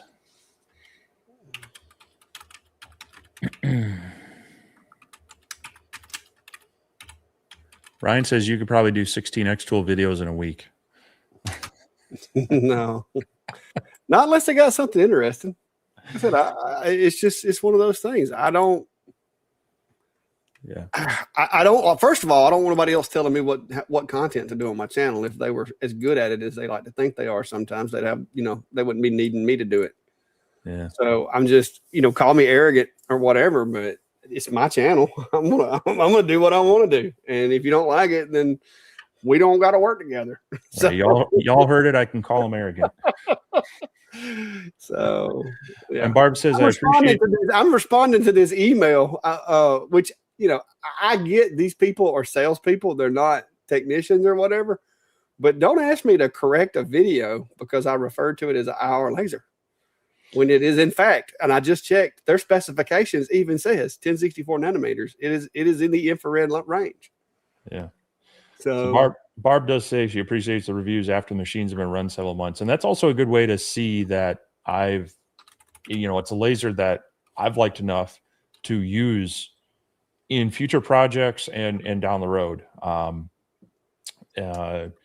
try to, utilize them as much as I can, but as certain machines come in and out, I can't keep them all. And I like to move them on to other people when I can. And in some cases, I tried to be more picky about what I take on, but in some cases they just don't fit into the flow. Like these beginner ones, they're perfectly fine for what they are, but they're, you're not going to have, an X-Tool M2 is not going to take my Alien Cell X1 off the bench, right? But yeah, I try to follow up on some of the machines either through project videos or occasionally just some follow-ups, because that's where the comments are nice. When people ask a certain number of questions, it builds into a video of like, hey, I've gotten a number of questions on these. Let's cover some of them. So, and Rob says, don't sell our souls for the videos. Well, we definitely try not to do that.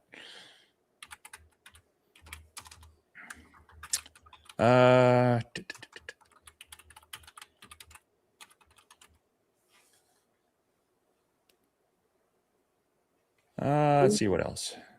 So Rich has recommendations for high quality engravings. Get an RF CO2. My one laser XRF does the best engravings I've ever seen with a spot size of 0.04 millimeter. Yeah, that would be really nice. And especially if you're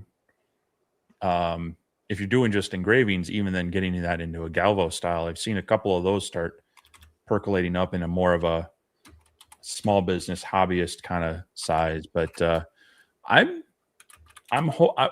got some lines on maybe some RF CO2s that I might be able to finagle one into my shop, and that'll be kind of a nice comparison. Is looking at the engraving quality between those.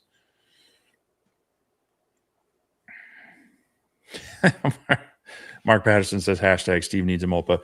It's one of those things where, yes, I would like to have some firsthand experience with one, but I'm kind of like Clack. My metal engraving is limited. I got piles of wood in here that I work with. And so MOPA would be good from having more hands-on experience and being able to better speak to them. But I'm not going to bend over backwards for one, or I don't want to get one in and try to like put out a video like I'm some expert in MOPA lasers, you know.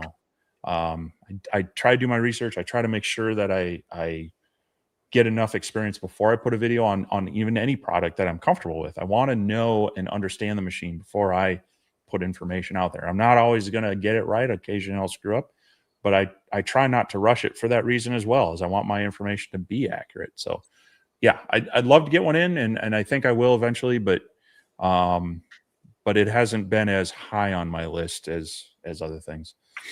Like I said, I play around with them, but if I didn't have a MOPA tomorrow in this shop, it's really not going to affect my revenues, because nothing that I sell on a regular basis do I need the MOPA for. Like I had a 20-watt fiber, just a straight up com marker B4 20-watt fiber. You can do like metal marking on stainless steel and stuff like that with it.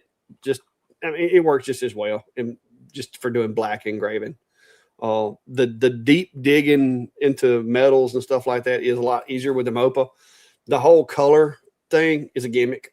I would never, ever, ever bid a job and say, I'm going to take this piece of stainless steel and I'm going to engrave you these logos with these specific colors on your logo. I'm not going to do that, because if I come in here and it's 80 degrees, it's going to work different than it would if it's 60 degrees. If it's too many variables, that's just asking to waste blanks. And because it's not like a piece of wood where if you engrave it with a blue laser and it messes up, you could slide it through a planer or hit it with some sandpaper and try again. With that stainless steel, once you mark it, like you really can't, like it's there. Even if you try to go over it again, it's still going to show through. Like you can't get it off of there. So as a business model, it's cool to play with if you're doing it as a hobby, but there's no way I would bid jobs to do color engraving. I'm just not. Like, it's just not a thing. It's cool when it accidentally happens and it looks neat. It's cool, and I can make color. You just can't always say for sure what color it's going to be. Blue is a really easy color to get, and I can try to make a blue engrave, and sometimes it works, sometimes it don't. Yeah, Rich agrees with me. Yeah, I don't know why. They're like, hey, we spoke with our engineers, and they're saying that you referred to this machine as an IR. It's not an IR, it's a MOPA. And I'm like, what? I think sometimes that gets to like the base terminology of, there's the technical language versus the marketing language. And when people think of an IR laser, they're thinking of, the smaller, lower wattage module. When it's really a wavelength. Yeah, I was referring to the wavelength because that's what it is. It's an IR laser, just like a blue laser, IR. Yeah. I don't know. I don't know. So Tony's asking, what size would be equivalent from a 50 watt CO2 to an RF CO2? So technically speaking, the output wattage is kind of the same, but it has to do more with how the beam is concentrated and focused. So an RF beam is tighter, which produces more detail. And so if you're focusing that 40 or 50 watts of an IR beam onto a spot this size compared to this size, it's going to be more effective in the smaller beam. So the thought goes a lower wattage RF laser can actually cut through the same material as a higher wattage CO2. Looking at it from my past experience, I would say you're probably looking at like a 35 watt RF laser to a 50-ish to 60-ish liquid cooled CO2 laser, give or take a little bit there. Yeah, it's kind of the wattage to the square area of the engrave kind of comes into place. Kind of like getting hit with a needle or getting hit with the end of a ball bat. It's two different. It's even though it's the same amount of force, it's going to be concentrated more so with the smaller dot size. And those freaking RF machines can move. The one like those little Thunderbolts and some of the other ones that I've seen, those things can move. But if I had the opportunity to get me a Thunderbolt or something like that cheap enough, I probably would, because those things do good. The one that my buddy Tim's got at the trophy shop, that thing does awesome on tumblers, and it's fast. Like, it is so fast.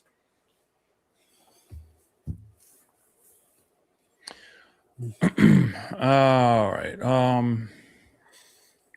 F Holler's asking, are you still liking the F2 Ultra UV, and do you find yourself using it much? The versatility of the code marking seems appealing. Yes, I use as far as the Galvos go that I have in the shop right now, I use it more than I do any of them. Like I said, I don't do a lot of metal. Most of mine is wood and stuff like that.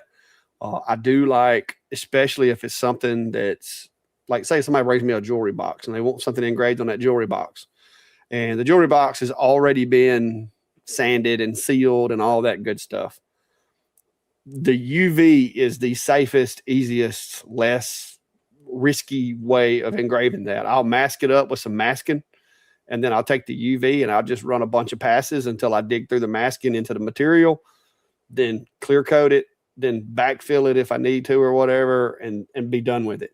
If you do that with like an IR, especially depending on some clear coats and stuff like that, you can engrave with an IR, but others you're going to cause it to pop and bubble and this, that, and the other. IRs don't do good with the wood. A blue laser, same thing. You're going to generate a lot of heat. So if it's something that's already finished, the chances of the clear coat right around where you're engraving, the chances of that clear coat getting discolored is a lot better with a blue laser, because it's that heat is going to radiate out into the edge of the wherever you're engraving, and it's going to discolor, like especially polyurethane. It'll discolor it. Could cause the edge of it to pop or lift up off the material. So to me, the UV is the way to go when doing stuff like that, especially if you do a line first, just to kind of cut the edge of the clear coat with the line engrave on a UV, and then you come back behind there and clean it out with an engrave. That way you don't have to worry about, some really thick polyurethane or something like that bubbling up, and that bubble, half of that bubble being in the piece that you're leaving in there. So, because you don't think about that until you go to engrave something, especially if it's like a shotgun stock or something like that.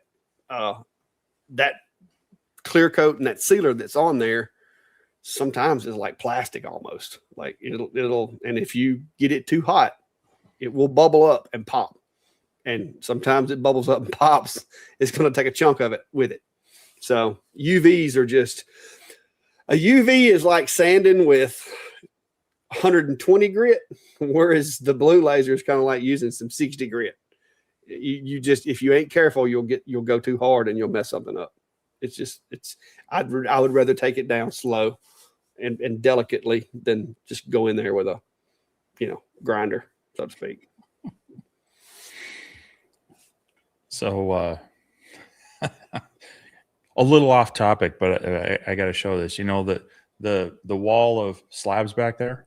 Mm-hmm. Well, the problem is I've got friends who are basically crack dealers for me, and one of them just posted this.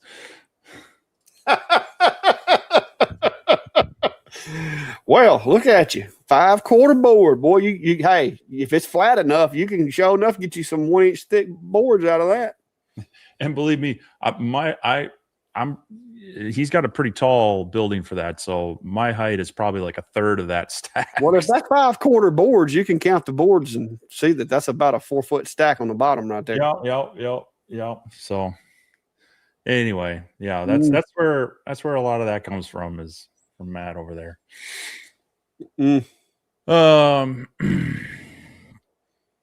Yeah, Mark Patterson said, looked at the work area for the IKEA Master and won't work for me. My pre-cut plywood is 400 by 650. So that's a little bit bigger than average, but they're kind of aiming at that 12 by 20 that, Glowforge set that standard so long ago that it stuck, but it also kind of tends to be a more shippable size and things. So, so yeah, it's definitely something to consider. It's not the biggest work area. Now they do have the sling bed that I haven't, it takes the riser, and we'll see how that works well. I'm a little concerned with it as far as being a little more open. And unless you've got a really massive fan pulling a lot of air through there, that generally means you're going to be getting some smoke into your shop. So, but we'll see.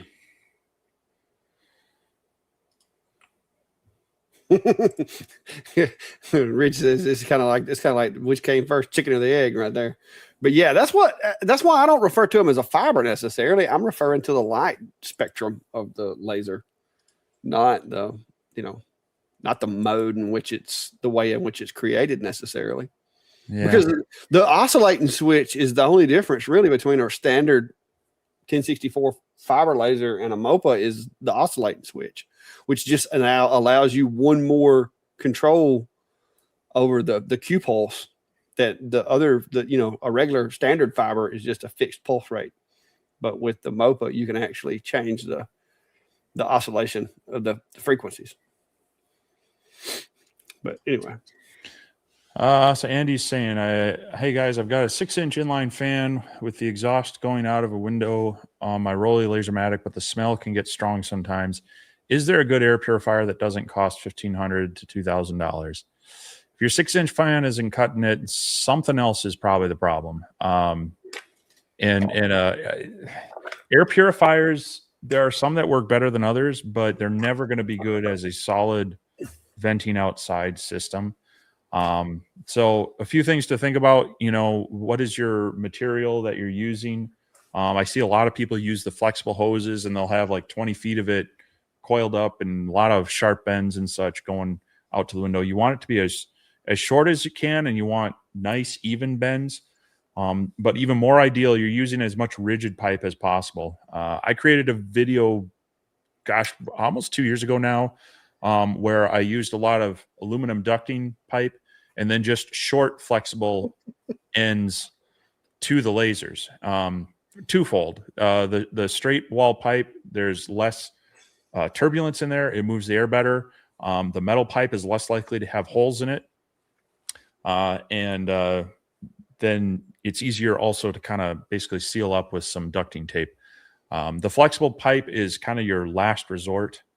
It can be fraught with pinholes and other leaks. It's not always easy to get it, a good tight seal around connections. So I would try to keep it as short as you can. Keep it as, keep the bends. You don't really want 90-degree bends. You want like nice sweeping 45s.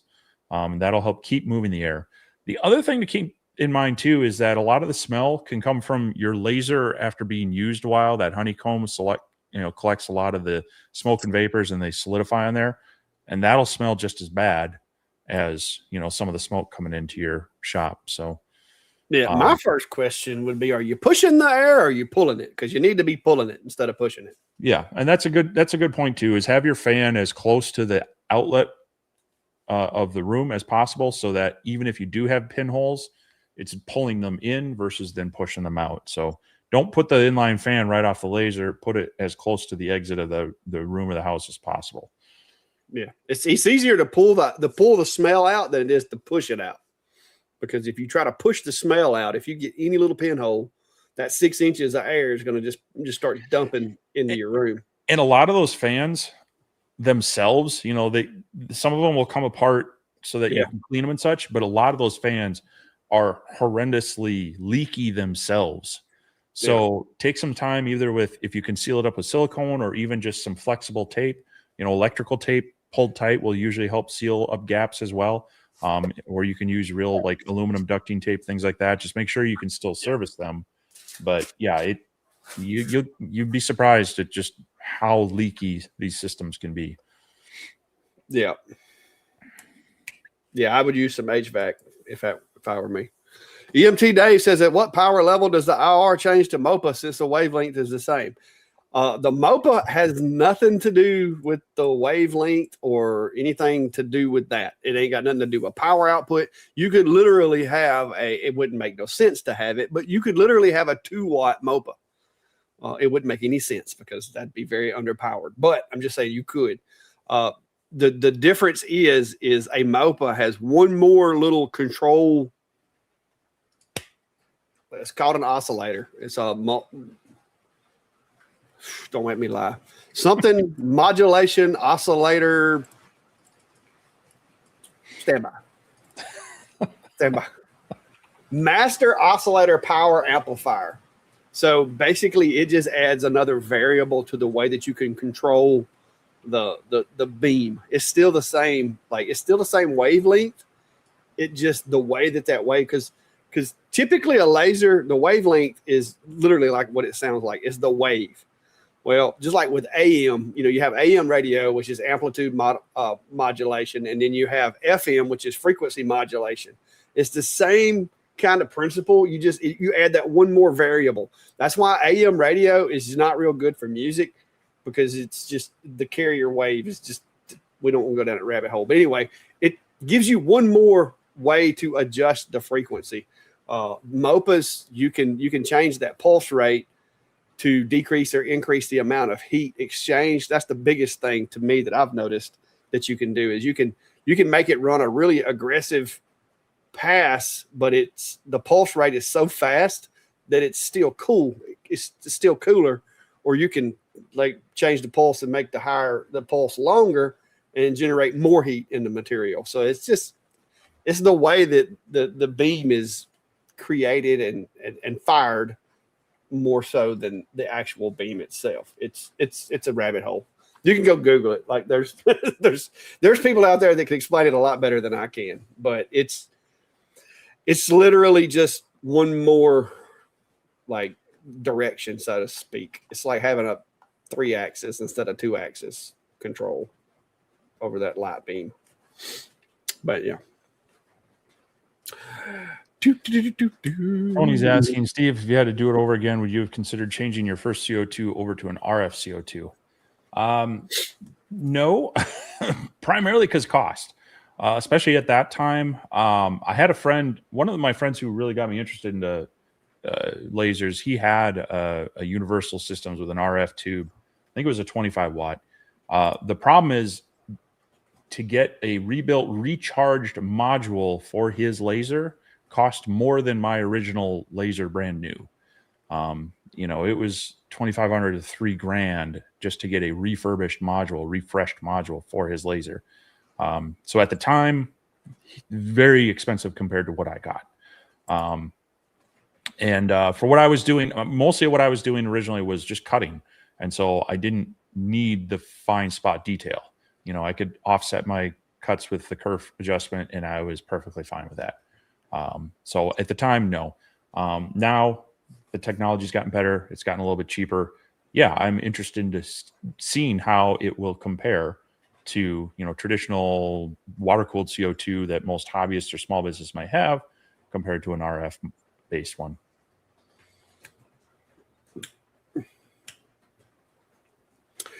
Yep. Now I have been, and then I guess if you get the right lens, it's not necessarily the case, but the general consensus, and I don't have one, so I can't say for sure. The general consensus is that if you're wanting the machine for a lot of cutting, the CO2 tube, like the tube type, would be a better suited machine than the RF.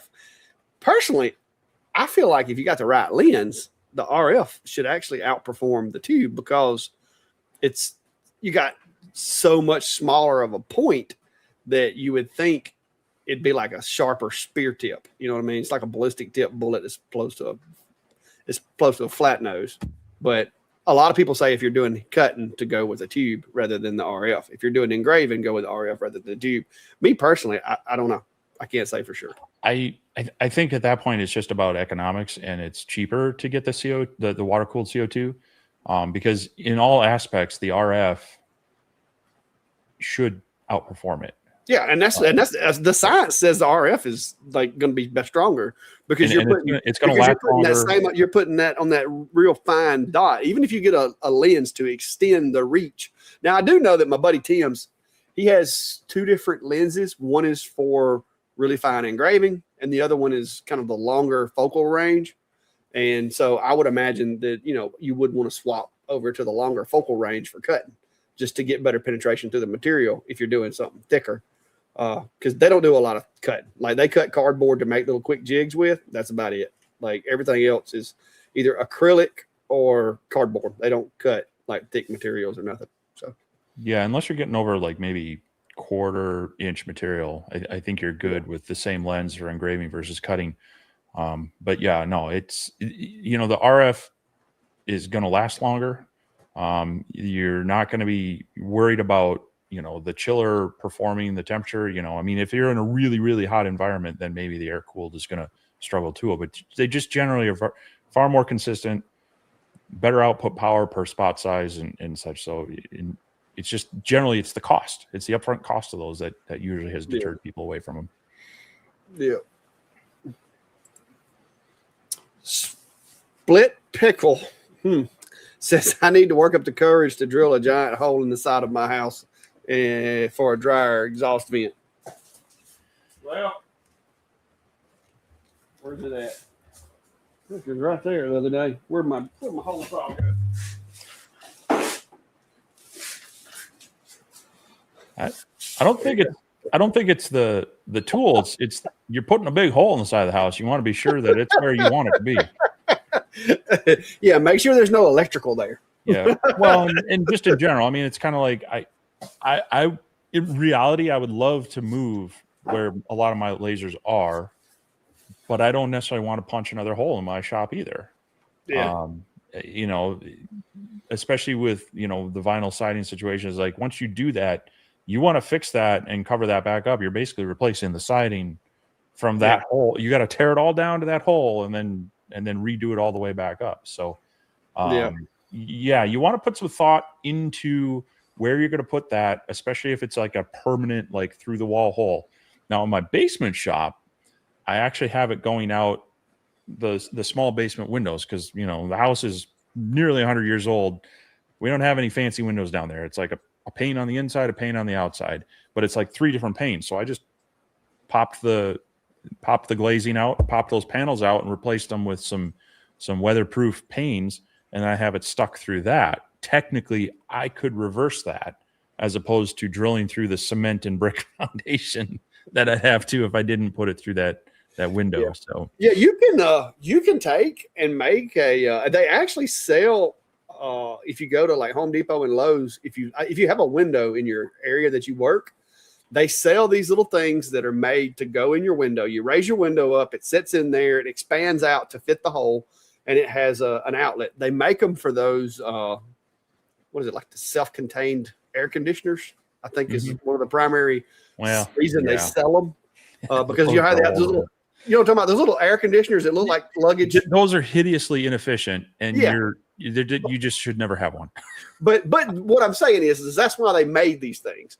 But you can get one of those and run a 4-inch. I think it's a 4-inch hose out of it. If you can't, you can adapt it. I mean, if you're needing to get out of the house, it's better than nothing. Or if you want to make one with your laser or 3D printer or whatever, you can make an insert of your own and just raise the window, set it in there, and then when you're not using your laser, you can take that out. That way you don't have to worry about birds or weather or anything like that getting in. Yeah. So. No, those portable air units. I mean, I had one in here for a while. I ran it for the better part of a day, and I swear it got warmer and more humid in here.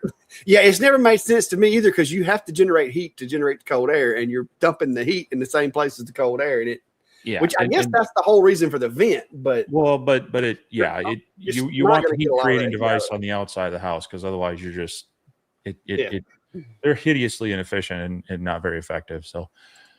Yeah. EMT Dave says, getting my F2 UV this week, suggestions for getting acquainted, period. I'm going to be honest with you, EMT, with X-Tool software and with the UV, just use the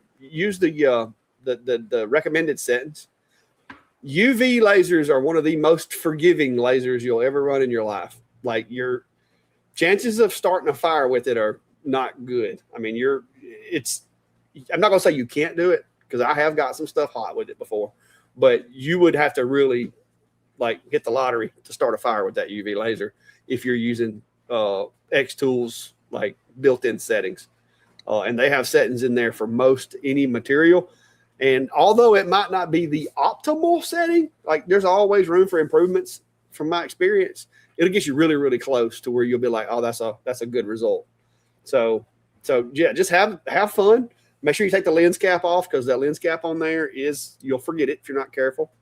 But other than that, I mean, plug it up, do your calibrations that it tells you to do, and rock on. It's a fun machine. Fun machine. Cool. Yeah, Rich agrees with me. Home Depot has a dryer vent that installs in a window. Yeah.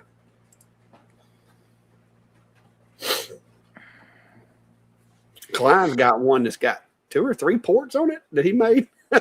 He made it out of plywood, and you can literally make it out of make you one out of plywood and use some carriage bolts with some wing nuts, and you can just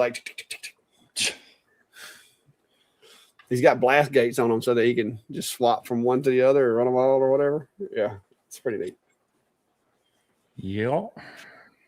You just also want to make sure that you're not putting that somewhere that the stuff's going to get sucked back in by some other, window or too close to the, the furnace vent things like that. So and maybe not stick it out to where your neighbors are just like. I was going to say, if you live in an apartment, just run your hose around the corner to the neighbors.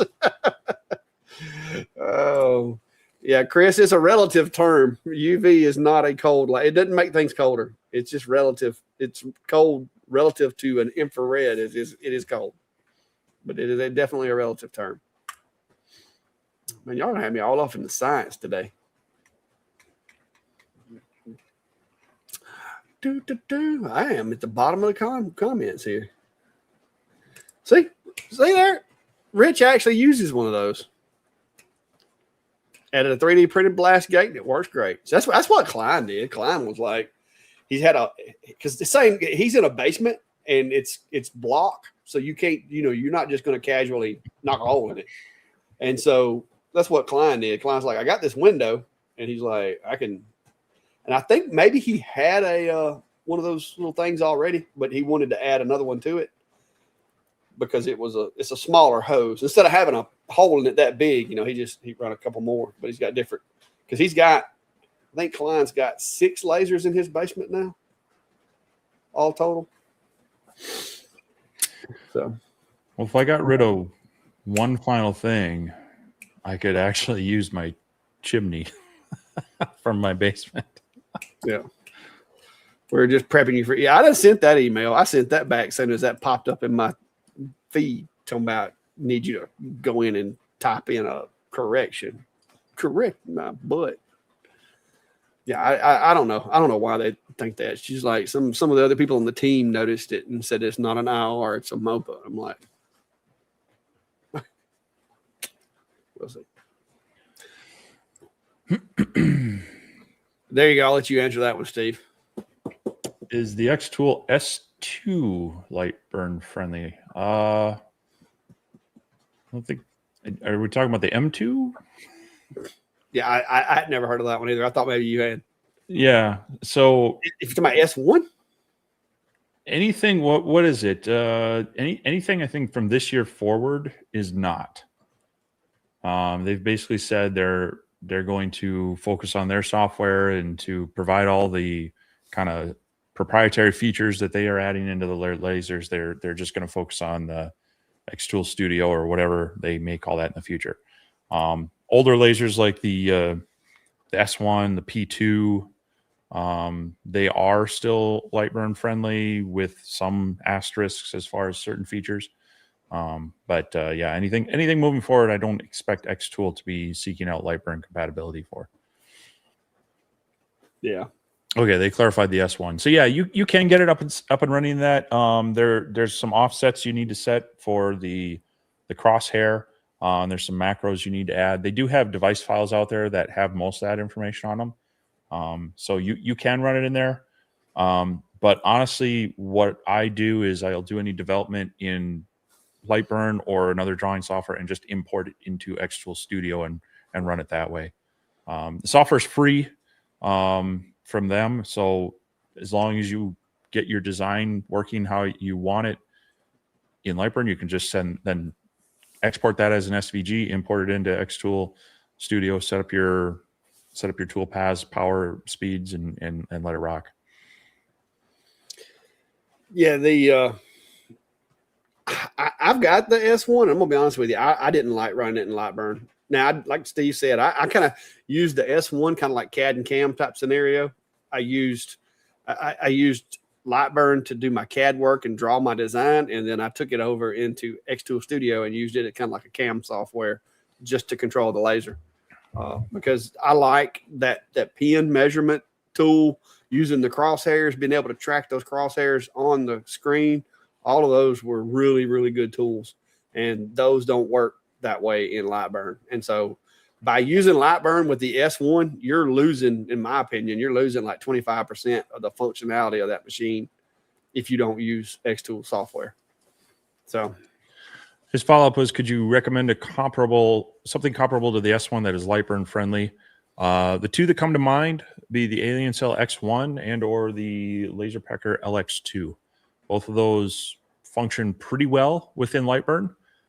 They have a variety of modules for each, so you can kind of pick your power level you want. And both have decent cameras that all work well in Lightburn. And they, of course, have their own software as well. But both of those are ones that have been working pretty well in Lightburn that I would put in kind of the same-ish category as the S1. Yeah. Yeah, the Alien Cell has a little bit bigger work area, of course, but feature-wise, the LaserPecker is very similar to the S1, and it's the work area of the LaserPecker is not that much smaller than the S1. It's a little bit, but it's not much. So, yep. All right, we're 2 hours in, guys. So if you got any last-minute questions, concerns, or whatever, just be sure to throw those in there where we can go ahead and get to them, because we can't stay all night. Rob Wilson's asking, what hat am I rocking? Well, speaking of which, so I'll lean in a little bit closer. It says Itasca State Park, Minnesota. So I had a road trip for work up to northern Minnesota, north central Minnesota, around Bemidji. And I had planned a trip, camping/cabin trip. And so I did go up there, and here is a photo of me at the headwaters of the Mississippi River. It's a lot smaller up there. I've been there a number of times, but I hadn't been there in probably a good decade. So I was 45 minutes away. Long story short, there was a mess up with the reservation. They tried to get me into something similar, and it just wasn't working out. So I tried going to a secondary site that I thought about, but ended up just coming home, which actually worked out well. I was able to get some more work done in the shop, and also the weather today was a little bit rainy and cloudy, and it wouldn't have been fun to drive home that. But no, I like supporting our state parks and such, and they had a gift shop there, and so it looked like a nice hat, so I figured I'd pick it up. So, but yeah, it's a fun state park.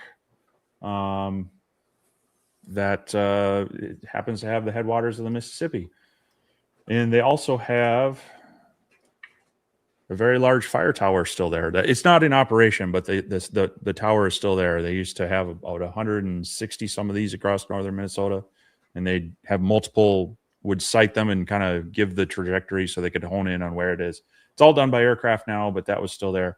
I climbed that years ago. I was hot and tired and didn't feel like climbing it that day, so can't share those views with you. So I did capture some footage. I went on a couple hikes there.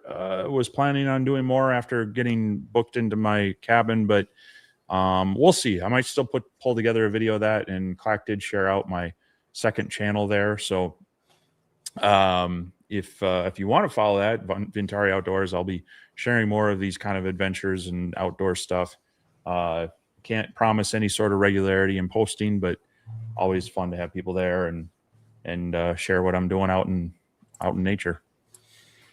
Yeah. Yeah, I was kind of looking forward to seeing what you did up there. You said you got rained out, or what? Well, I didn't get rained out that day. It was a nice day. It was a hot day, and there were,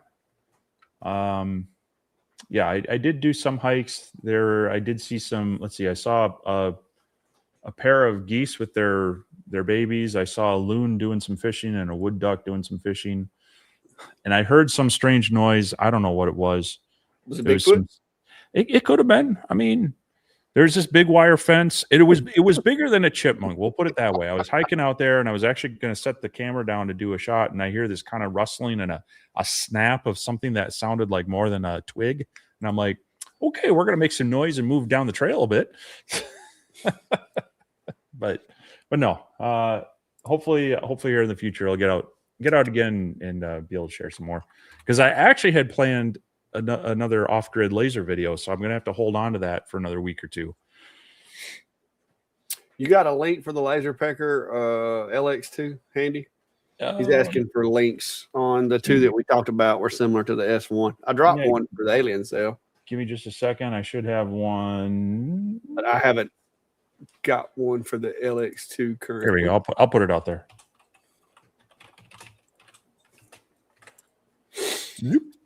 But the LX2, I just got mine in. I've used it for a couple of days. It's pretty nice. Their software has come a long way. Laser Pecker has really stepped up their game on their software, because last time I used it, it was not as smooth as it is now. I was really surprised. So I'm actually enjoying playing with this machine now, other than the fact that it's a lot bigger than I had expected.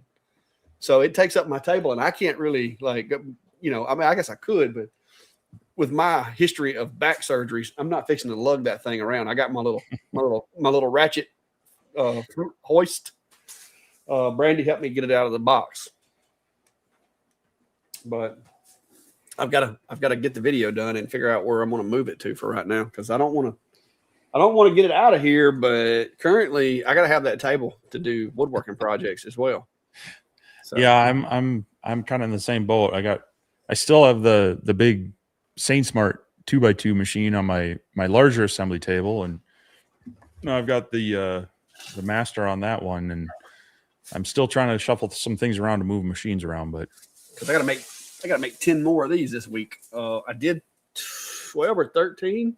I did 13 the other night, but I got to do 10 more. As of right now, I think we got 23 of these ordered. So that's going to be a nice little check this week. Yeah, Barb, it was probably a deer, but there have been sightings of bears and other things as they were coming to life. It was middle of the day, though, so you wouldn't expect a lot of those things to be out moving around too much. But it was just a very quiet part of the woods, and then to kind of hear this rustling and a snap, I was kind of like, all right. Boy. It's still too long. But well, the good news is I don't think Bigfoot's a cannibal. So you were probably safe if it was a Bigfoot. Well, I don't know that they eat their own. But Bigfoot, hey now.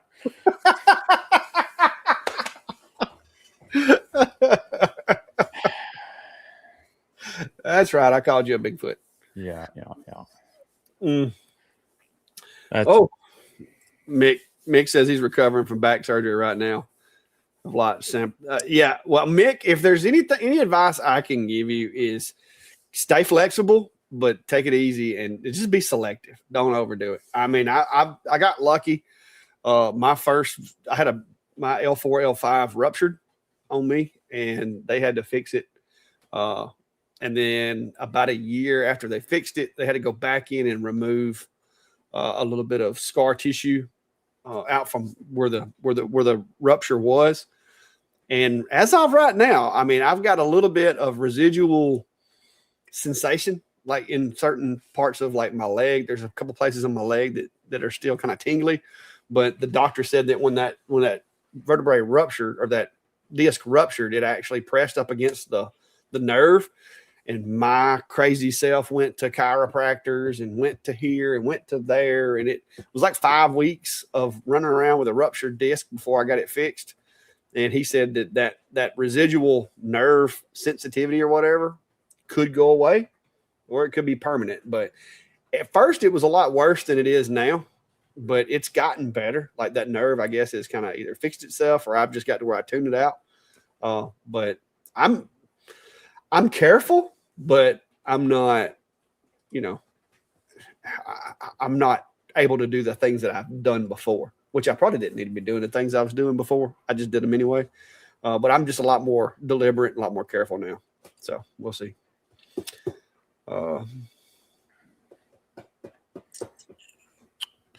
Jared Grady's got a question. He says, notice you go to down cut over compression. Is there a reason? I tend to use compression. If you've got it on a spoil board, it's probably not going to make a huge difference. The compression is nice as you have like thin veneers. And what it does is it pulls the cut up on the bottom and it pushes it down so you don't have the tear out. If you're using solid wood, it's less likely because you don't have that thin veneer layer. And if you have it kind of set down on a pretty clean and solid spoil board, there's not a lot for it to get pushed out through. It's going to kind of keep it compressed up against the spoil board and cut through it. Compression bits are definitely good on plywoods, so that's where a lot of people in cabinetry will use them just to minimize that risk because that thin veneer can still chip through a bit. But in some cases, downcut bits are a little less expensive than compression bits. So if you do break one, it might be a little bit less. And we all know Clack's history with bits. Hey, I break a few every now and then. I use a downcut a lot because with the downcut, if you're punching all the way through the material, to me,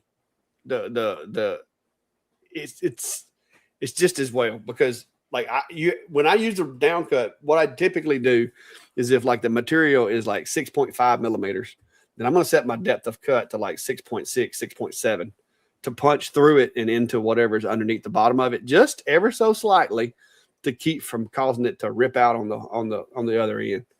You could do the same thing with a compression, but if I'm doing a cutout with a carve, a lot of times I'll run the down cut just because it seems to me like I don't know. I've gotten in the habit of using the down. I use my Jennies, the compression bits a lot too.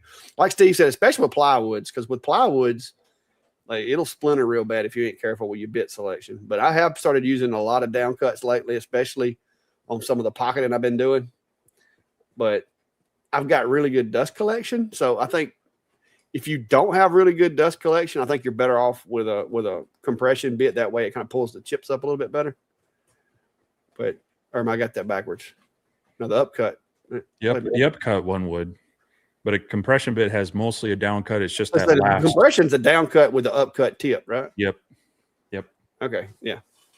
But I've gotten to where, and one reason too, I'm gonna be honest with you, why I'm using a lot of down cut lately is because I got more of them than I got the others.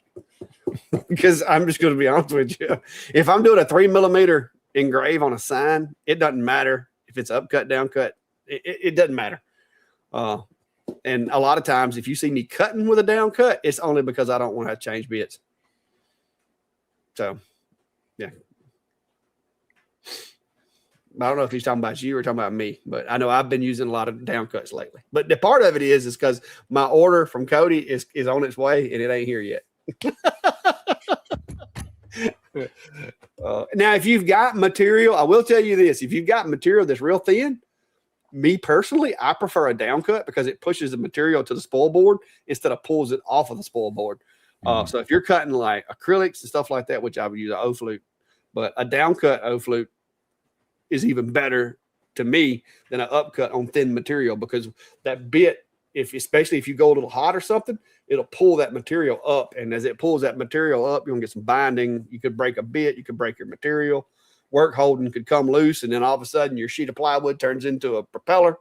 I mean, that is true, but it also will push some of the material back down in. And with acrylics and aluminum, that's where you can start getting into some trouble. So that's where having a vacuum bed is really nice. I don't have a vacuum bed, and they cost as much as my CNC. So there's that. Make your own. I've thought about it, but I'll make do with what I got. If I really push comes to shove, I'll throw some, even if it ain't nothing but right in the middle, I'll throw some painter's tape and some CA glue on something in a heartbeat if I need to. But I've always been able to work around it. I've gotten a lot better. I've started using the setting my zero off of my bed surface instead of the material surface, and I am really, really, really preferring that now. Like I have got to where I don't even do material surface anymore. I can't think of the last time I did material surface. It depends on the machine, but yeah, I agree. I tend to do that a lot. It just tends to save your spoil board and such. And it's easier too if you surface something or whatever, and then you have to go back and try to redo something. It's easier if you're referencing off the spoil board than it is the surface of the material that may not be there no more. Because you took it off. So I love it. Yep. So, all right. Well, in an extra 17 minutes or so, probably time to call it quits for the night. Yep. Rich said, don't forget to hit that like button. Yeah, do that. Please we do. appreciate y'all.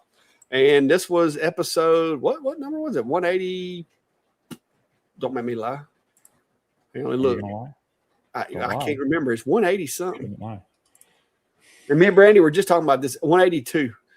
Me and Brandy were just talking about this earlier that, this is 100, that's 182 Sundays consecutively. Like, I think there was one live that you had some connection issues. You came in, but you couldn't really do it because you were in like the Black Hills or somewhere. Yeah, there was one you were in the comments, but you couldn't stream. I was literally walking along the trail, the presidential trail at Mount Rushmore during the live stream.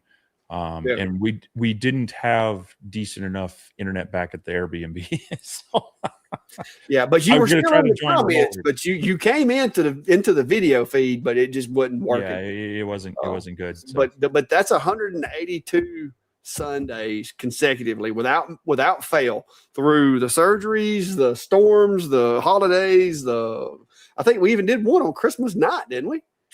Wasn't there a Sunday that fell on Christmas? I mean, we've had a couple of them. I don't know. I know there's been some pretty close holidays. Super Bowls. Well, of course, Super Bowl every box. But yeah, it's been a good track record. Hopefully, we'll keep her going. But spread the word and tell folks if they want to come hang out and maybe even learn something along the way to come check us out, and we will hope to entertain or educate or whatever. And there's the man. Hey, we talking about all them bits we break, and there he is right there. Oh, don't be saying the we stuff here. That's mostly you. Hey, you broke one the other day. You told on yourself. That's been quite a while. Yeah.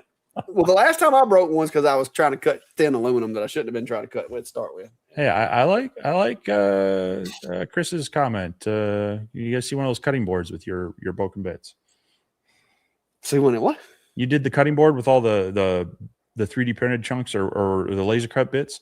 Now you got to do a cutting board with all your broken CNC. Oh no, because every time I break one of them, I get so mad it goes in the garbage. Like man, because it's sometimes, man, it's just like because it's just you forget to set the Z or you set the depth too deep, or I mean, it's usually me talking to somebody like that's here when I break them. I don't break them when I'm here by myself. All I know is I was talking to Cody the other day, and he said he was getting a new boat that he was naming the SS Clack or the Clackley. So business must be good for you, man.